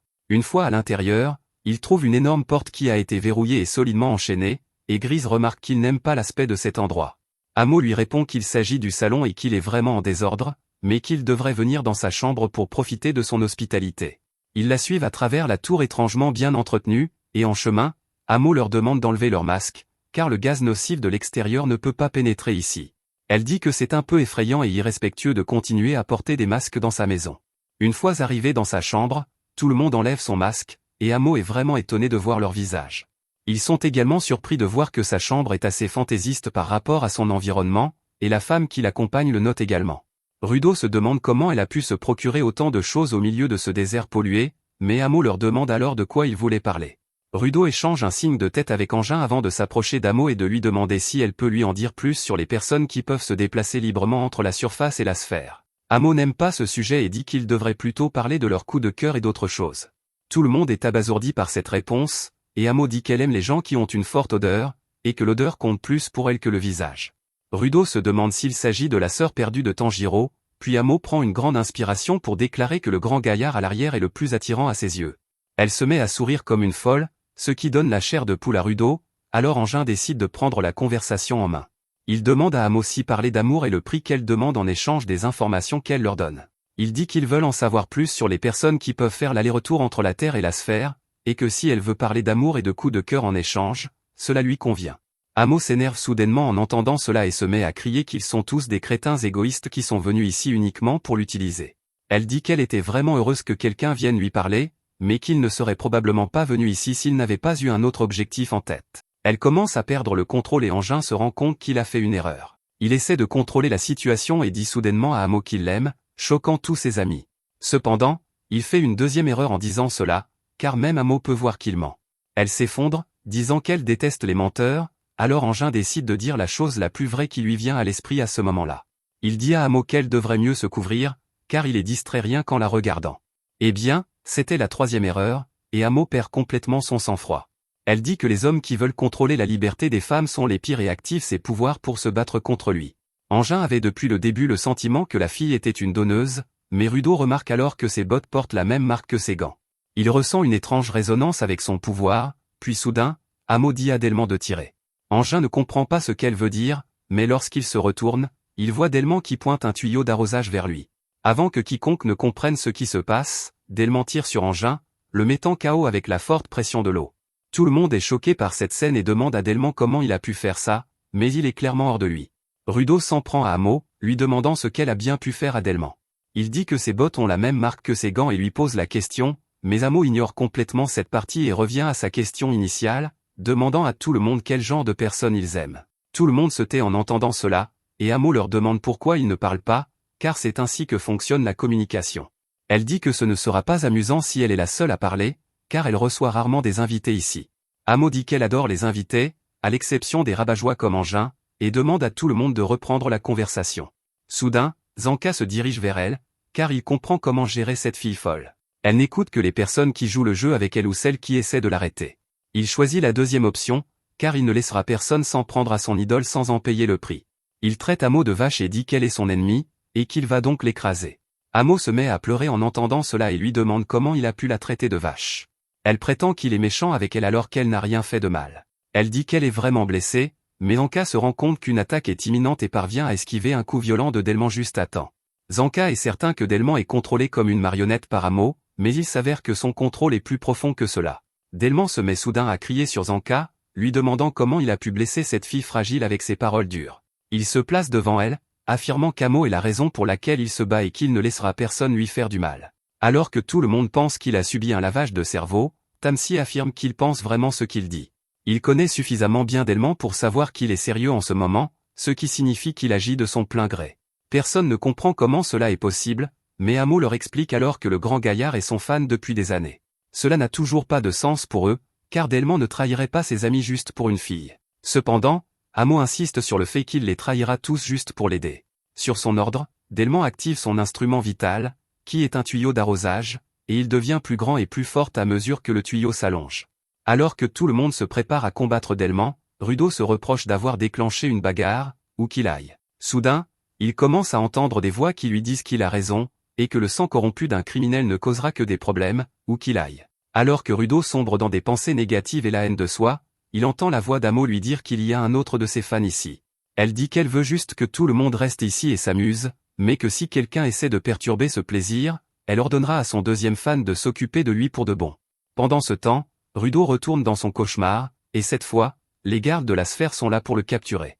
Il se met à halter et à chercher son souffle lorsqu'il les aperçoit, puis l'un des gardes tente de l'attaquer.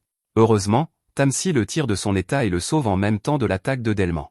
Il explique à tout le monde que l'instrument vital de Delman est un tuyau d'arrosage, car il aimait arroser les plantes et les regarder pousser. Aujourd'hui, son instrument vital fait absorber l'eau à tout ce qu'il touche, y compris les cellules humaines. Comme les cellules humaines absorbent trop d'eau, elles peuvent éclater comme un ballon, tuant instantanément sa cible, mais avant aujourd'hui, Delman n'avait jamais utilisé cette capacité sur des humains. Tamsi est sûr que Delman a arrosé Engin par derrière pour l'assommer, mais personne ne comprend comment il a pu le faire sans se faire remarquer. Tamsi explique qu'il existe différents réglages sur la buse et que Delman a dû utiliser le réglage silencieux pour ne pas se faire remarquer. Rio dit aux garçons qu'ils parlent trop alors qu'ils ont des problèmes plus importants à régler. Elle dit que quelqu'un doit aider Delman à se calmer, sinon il va tous les vaincre, et elle se porte volontaire pour cette tâche. Elle se dirige vers le grand gaillard alors que tout le monde lui dit qu'elle est trop imprudente. Cependant, Rio croit les paroles d'Amo selon lesquelles il y a un autre de ses fans là-bas, et c'est pourquoi elle ne peut faire confiance à aucun des hommes. Mais alors qu'elle se retourne pour les fixer du regard, Zanka lui dit de regarder devant elle. Elle se retourne juste à temps pour voir Delman lui envoyer un jet d'eau à haute pression qui perce un trou dans le mur. Heureusement, Rio a réussi à esquiver l'attaque à temps, et Amo se moque d'elle parce qu'elle n'est plus capable de faire confiance à ses amis. Elle dit que rien de tout cela ne serait arrivé si tout le monde l'avait écouté et s'était contenté de parler de ses intérêts romantiques. Elle leur dit qu'ils ont encore la possibilité de se livrer à des commérages romantiques, et Tamsi pense qu'elle est complètement folle. Il se tourne alors vers Rudo et lui dit de se lever, mais celui-ci tremble parce que ses hallucinations deviennent encore plus fortes. Il voit désormais Tamsi et Zanka comme les policiers de la sphère et se demande comment il est arrivé là.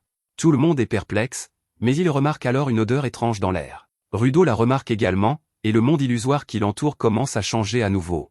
Il entend la voix d'Amo qui lui dit que tandis que la plupart des gens ne pensent qu'aux choses qu'ils ont vues et entendues lorsqu'ils parlent de leurs souvenirs, elle pense aux odeurs. Son apparence commence soudainement à changer alors qu'elle dit à Rudo que s'il ne lui parle pas de son intérêt romantique pour elle le fera revivre ses souvenirs. Amo se transforme en Chiwa, la fille de sphère que Rudo aimait, et le décor change pour devenir la falaise où il l'a rencontrée pour la dernière fois. Il n'arrive pas à croire ce qui se passe, puis la fausse Chiwa sort le jouet qu'il lui avait offert. Elle dit qu'elle le chérira pour toujours, mais Rudo se met en colère car elle a jeté le jouet sous ses yeux. Alors qu'il revit son traumatisme, Tamsi réalise enfin qu'Amo fait voir aux gens quelque chose qui les transforme en ses alliés. Amo répond qu'elle ne montre rien à personne, elle utilise plutôt ses bottes pour créer une odeur qui leur rappelle les moments heureux, et une fois que les gens sont perdus dans leurs souvenirs, il la protège toujours. Elle se rend soudain compte qu'elle en a trop dit, puis Tamsi et Zanka remettent leur masque, disant que s'ils bloquent simplement l'odeur, tout ira bien. Zanka ajoute que tous les souvenirs des personnes qu'ils aiment ne sont pas heureux, et que si quelqu'un commence à détester les personnes qu'il aimait autrefois, le pouvoir d'Amo se retournera contre elle. Elle se fâche et le traite d'imbécile pour l'avoir sous-estimé.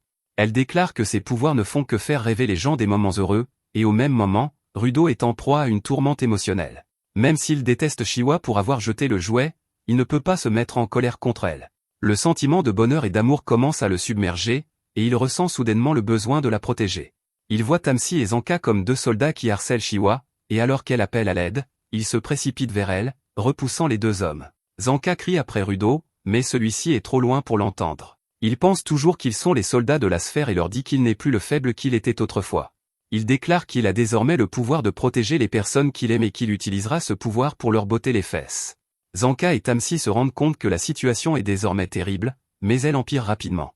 Ryo et Follow subissent eux aussi le lavage de cerveau d'Amo et se mettent à marcher vers elle en disant qu'ils la protégeront. Seuls Zanka, Tamsi et Grise ont encore leurs esprits, et alors qu'ils se demandent comment se sortir de cette situation, Tamsi décide d'utiliser son pouvoir sur ses amis, même s'il n'a jamais voulu le faire. Pendant ce temps, Delman se souvient des moments heureux de sa vie, lorsqu'il cultivait des plantes avec sa femme parce qu'elle les aimait. Elle était heureuse lorsqu'ils ont réussi à faire pousser leurs premières plantes jusqu'à une taille respectable après beaucoup d'efforts, mais Delman voulait remplir leur maison de plantes pour montrer que l'espoir pouvait prospérer même dans un monde pollué comme le leur. À présent, le pouvoir d'Amo lui fait croire qu'elle est sa femme, et Rudo, Ryo et Follow sont également victimes d'illusions similaires. Elle demande à Zanka et Tamsi s'ils pensent toujours pouvoir la battre, et Tamsi sort son bâton à dévider le fil et le transforme en bâton.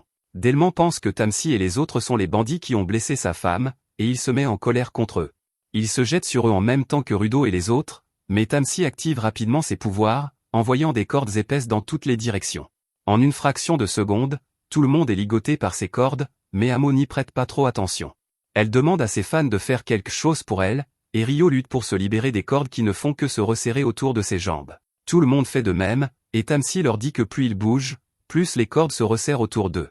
Cependant, aucun d'entre eux ne semble s'arrêter, et Tamsi est déçu car il pensait que ce niveau de douleur suffirait à les faire réagir. Amo le traite de salaud pour avoir fait du mal à ses propres amis, mais elle lui dit que cela ne servira à rien, car une fois que quelqu'un est tombé amoureux d'elle, il endurera n'importe quelle douleur pour l'aider. Elle rit en disant que cela va devenir sanglant, mais Tamsi lui parle alors de son instrument essentiel. Il lui dit qu'il s'agit d'un bâton utilisé pour enrouler du fil, puis il le fait immédiatement tourner, ramenant toutes les cordes vers la bobine. Tout le monde est entraîné vers lui avec la corde, et lorsque celle-ci cesse de s'enrouler, Rudo et les autres se retrouvent coincés dans un solide mur de cordes. Avec eux, Tamsi a également attrapé Amo, qui est maintenant suspendu à l'envers au plafond. Tamsi lui dit de ramener tout le monde à la normale, tandis que Zanka est un peu déçu de ne rien avoir pu faire cette fois-ci. Tamsi répond qu'il a traité Amo de vache, ce qui l'a énervé, et que cela devrait compter pour quelque chose. De son côté, Grise se précipite vers Tom, la supportrice, qui s'occupe d'Engin. Grise est content de voir qu'elle porte un masque, mais malheureusement, Engin est toujours hors de combat. Tom lui a mis un masque au cas où, et maintenant ils n'ont plus qu'à attendre la fin du combat. De son côté, Amo commence à souffrir à cause des cordes et maudit Tamsi, lui disant que personne n'a été aussi brutal avec elle depuis des lustres. Elle se met soudain à pleurer et à implorer de l'aide, mais Zanka pense que personne ne pourra se libérer de ces cordes solides. Eh bien, cela n'empêchera pas Delman et les autres d'essayer. Ils mettent toute leur force pour se libérer des cordes, même si celles-ci commencent à leur entailler les bras. Tamsi est frustré d'essayer de se retenir pour ne pas blesser ses amis, et il décide d'arrêter Delman en premier, car celui-ci semble le plus motivé pour aider Amo. Il manipule soudainement les cordes autour de Delman, les faisant tourner rapidement. Delman se transforme alors en un Beyblade super lourd qui perce le sol jusqu'à atteindre le sous-sol. Mais ce n'est pas tout ce que son coup spécial a fait. Zanka s'accroche à peine à un morceau du sol pour éviter de tomber au même niveau que Delman. Il dit à Tamsi qu'il en a trop fait, car tout le monde est également en piteux état. Rudo a une barre de fer enfoncée dans l'estomac, tandis que Delman est enseveli sous les décombres. Ryo et Follow gisent également inconscients dans une mare de sang, mais Tamsi pense qu'il a bien géré la situation. Alors que Zanka lui reproche d'avoir tué ses propres amis, Amo se met à rire et leur dit que c'est ce qui arrive aux gens qui ne lui parlent pas. Elle dit que la moitié d'entre eux sont morts maintenant parce qu'ils n'ont pas joué le jeu, et Zanka en rend Tamsi responsable. Cependant, il semble que Rudo soit toujours en vie, et il retire la barre de fer de son estomac. Tamsi se tourne vers Zanka avec un regard menaçant, et Zanka craint qu'il soit lui aussi sous l'emprise du sortilège d'Amo. Cependant, Tamsi lui demande simplement s'il a oublié cette chose. Zanka ne sait même pas de quoi il parle, et Tamsi lui rappelle le sortilège que Remelin a jeté sur eux tous et qu'il est protégé d'un coup mortel. Zanka comprend alors que tout le monde se relève et se sent immédiatement mieux, et Amo ne comprend pas ce qui se passe. Soudain, elle aperçoit Engin derrière elle, qui lui a subtilisé ses bottes sans qu'elle s'en rende compte. Amo est tellement choqué qu'elle met quelques secondes à réagir, et pendant ce temps, Engin lui dit qu'il déteste les gens qui ne portent pas de chaussettes avec leurs chaussures. Amo se jette alors soudainement sur lui, lui demandant de lui rendre sa botte, car elle ne lui pardonnera pas s'il perd l'odeur de cette personne spéciale. Engin se demande ce que cette odeur a de si spécial, et il décide de la sentir. Il regrette immédiatement d'avoir son libre arbitre, mais Amo continue de se battre avec lui pour qu'il lui rende la botte. Engin lui dit qu'il la lui rendra si elle annule son pouvoir et libère tout le monde de son emprise, et elle répond qu'elle ne peut pas utiliser ses pouvoirs avec une seule botte, donc tout le monde est déjà libre. Alors que Rudo et les autres restent assis en silence, se demandant ce qui leur est arrivé quelques minutes auparavant, Delman repousse les lourdes dalles de béton qui l'écrasent. À ce moment-là, Tamsi et Zanka s'approchent de lui, et Delman leur demande « Que s'est-il passé ici ?» Tamsi lui explique qu'il a été affecté par le pouvoir d'Amo qui lui a fait croire qu'elle était quelqu'un de très cher à ses yeux, et qu'il s'est battu très fort pour la protéger. Delman est choqué d'entendre cela, mais ce qui le blesse le plus, c'est que sa femme est toujours morte. Pendant un instant, il a espéré pouvoir la retrouver, mais maintenant que la réalité s'impose à lui, il est dévasté. Zanka remarque que tous ceux qui ont été affectés par le pouvoir d'Amo sont également déprimés, car après la fin de leur rêve de moments heureux, la réalité a dû leur faire beaucoup de mal. Bientôt, tout le monde porte des masques, puis Engin décide de rendre ses bottes à Amo. Alors que tout le monde se demande quoi faire d'elle, Engin dit que même si son pouvoir est fou, Amo n'est qu'une petite fille sans défense, et qu'il ne se sent pas bien à l'idée de lui faire du mal. Il ne veut pas non plus lui enlever les bottes qui comptent tant pour elle, alors il pense que lui apprendre à ne pas faire de mal aux autres est peut-être la meilleure chose à faire pour l'instant. Cependant, Amo recommence soudainement à se comporter comme une gamine, leur disant de prendre leurs responsabilités pour avoir saccagé sa maison. Zanka s'énerve contre son attitude et essaie de lui faire la leçon, mais Rudo enlève alors son masque et se dirige vers elle. Amo lui demande s'il ne se lasse pas de son odeur, mais elle ne se doute pas de ce que Rudo a réellement en tête. Dès qu'il s'approche d'elle, il lui assène un violent coup de poing. Amo est sous le choc avant même que la douleur ne se fasse sentir, mais Rudo ne lui laisse aucune chance de riposter. Il grimpe sur elle et commence à la rouer de coups, mais heureusement, Engin et les autres parviennent à l'arrêter et à sauver la vie de la jeune fille. Une sorte de malédiction commence à s'éveiller en lui, et lorsque Grise lui dit d'arrêter, il prend un moment de pause. Grise lui dit qu'ils n'ont pas besoin d'aller aussi loin, car ils savent déjà comment annuler le pouvoir d'Amo, et en plus, c'est une fille. Rudo lui répond qu'il se fiche qu'Amo soit une fille, car le marteau de la justice est unisexe. La malédiction commence à le consumer alors qu'il demande à Grise s'il est censé laisser Amo blesser et tuer les personnes qui lui sont chères simplement parce qu'elle est une fille, et Grise lui crie qu'il ne veut pas dire cela. Il dit à Rudo qu'il est mal de faire du mal à une fille sans défense, et Rudo répond qu'Amo est une donneuse comme tous et qu'elle était à deux doigts de tous les tuer.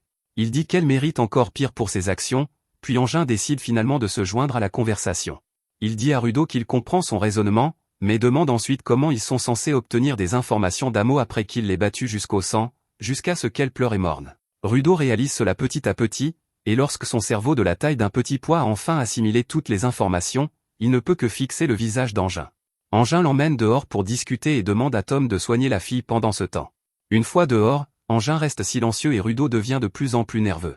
Il lui demande pourquoi il ne dit rien, et Engin répond qu'il n'y a pas besoin, car il a déjà tout compris. Rudo s'explique en disant que pendant tout le temps qu'il a passé dans la sphère, on lui a demandé de supporter la situation. Peu importe ce que les gens lui disaient, il devait contrôler son tempérament et se retenir. Cependant, une fois à la surface, il s'est rendu compte qu'il perdrait s'il continuait à se retenir, mais maintenant, après avoir tabassé Amo, il se rend compte qu'il est revenu à son état initial.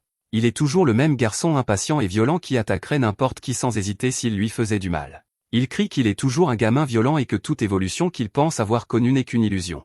Soudain, Engin dit qu'il aime vraiment les femmes qui sont plus intelligentes que lui, qui ont des courbes incroyables et une personnalité indulgente. Rudo est complètement abasourdi, mais Engin continue en disant qu'il ne s'entend pas très bien avec les enfants et les femmes qui ont des besoins complexes, car il n'a pas besoin de leur bagage émotionnel. Il ne peut cacher ce genre de choses à personne, et c'est l'un de ses mauvais traits de caractère. Engin dit à Rudo que ce n'était qu'un exemple et que les adultes ont beaucoup de défauts dans leur vie dont ils doivent se débarrasser. Il dit que prendre conscience de cela est la première étape pour devenir adulte, et que c'est quelqu'un d'autre qui lui a fait prendre conscience de ses défauts. Comparé à lui, Rudo a tout compris par lui-même, ce qui signifie qu'il est sur la bonne voie pour grandir en tant que personne. Rudo regarde Engin avec admiration en entendant cela, et il lui dit qu'il devrait s'excuser auprès d'Amo plus tard. Pendant ce temps, Tom a soigné Amo, et elle s'excuse pour les actions de Rudo, disant qu'il ne savait pas qu'il irait aussi loin. Elle enlève ensuite son masque, disant à Amo qu'elle veut être son amie et qu'elles peuvent parler de tout ce qu'elle veut. Amo remarque que Tom fera une bonne mère, puis elle commence à parler de sa mère. Amo dit que sa mère était une mère formidable et que c'est grâce à elle qu'elle a rencontré son premier amour et obtenu son trésor. Sa mère lui a également montré l'ange qui voyage entre la terre et la sphère. Tom considère tout cela comme des ragots, mais elle se rend soudain compte qu'Amo est prête à parler des personnes qui peuvent voyager entre les deux mondes. Mais c'est là que cette vidéo se termine. N'oubliez pas d'aimer et de vous abonner à la chaîne. Merci d'avoir regardé, et à la prochaine fois.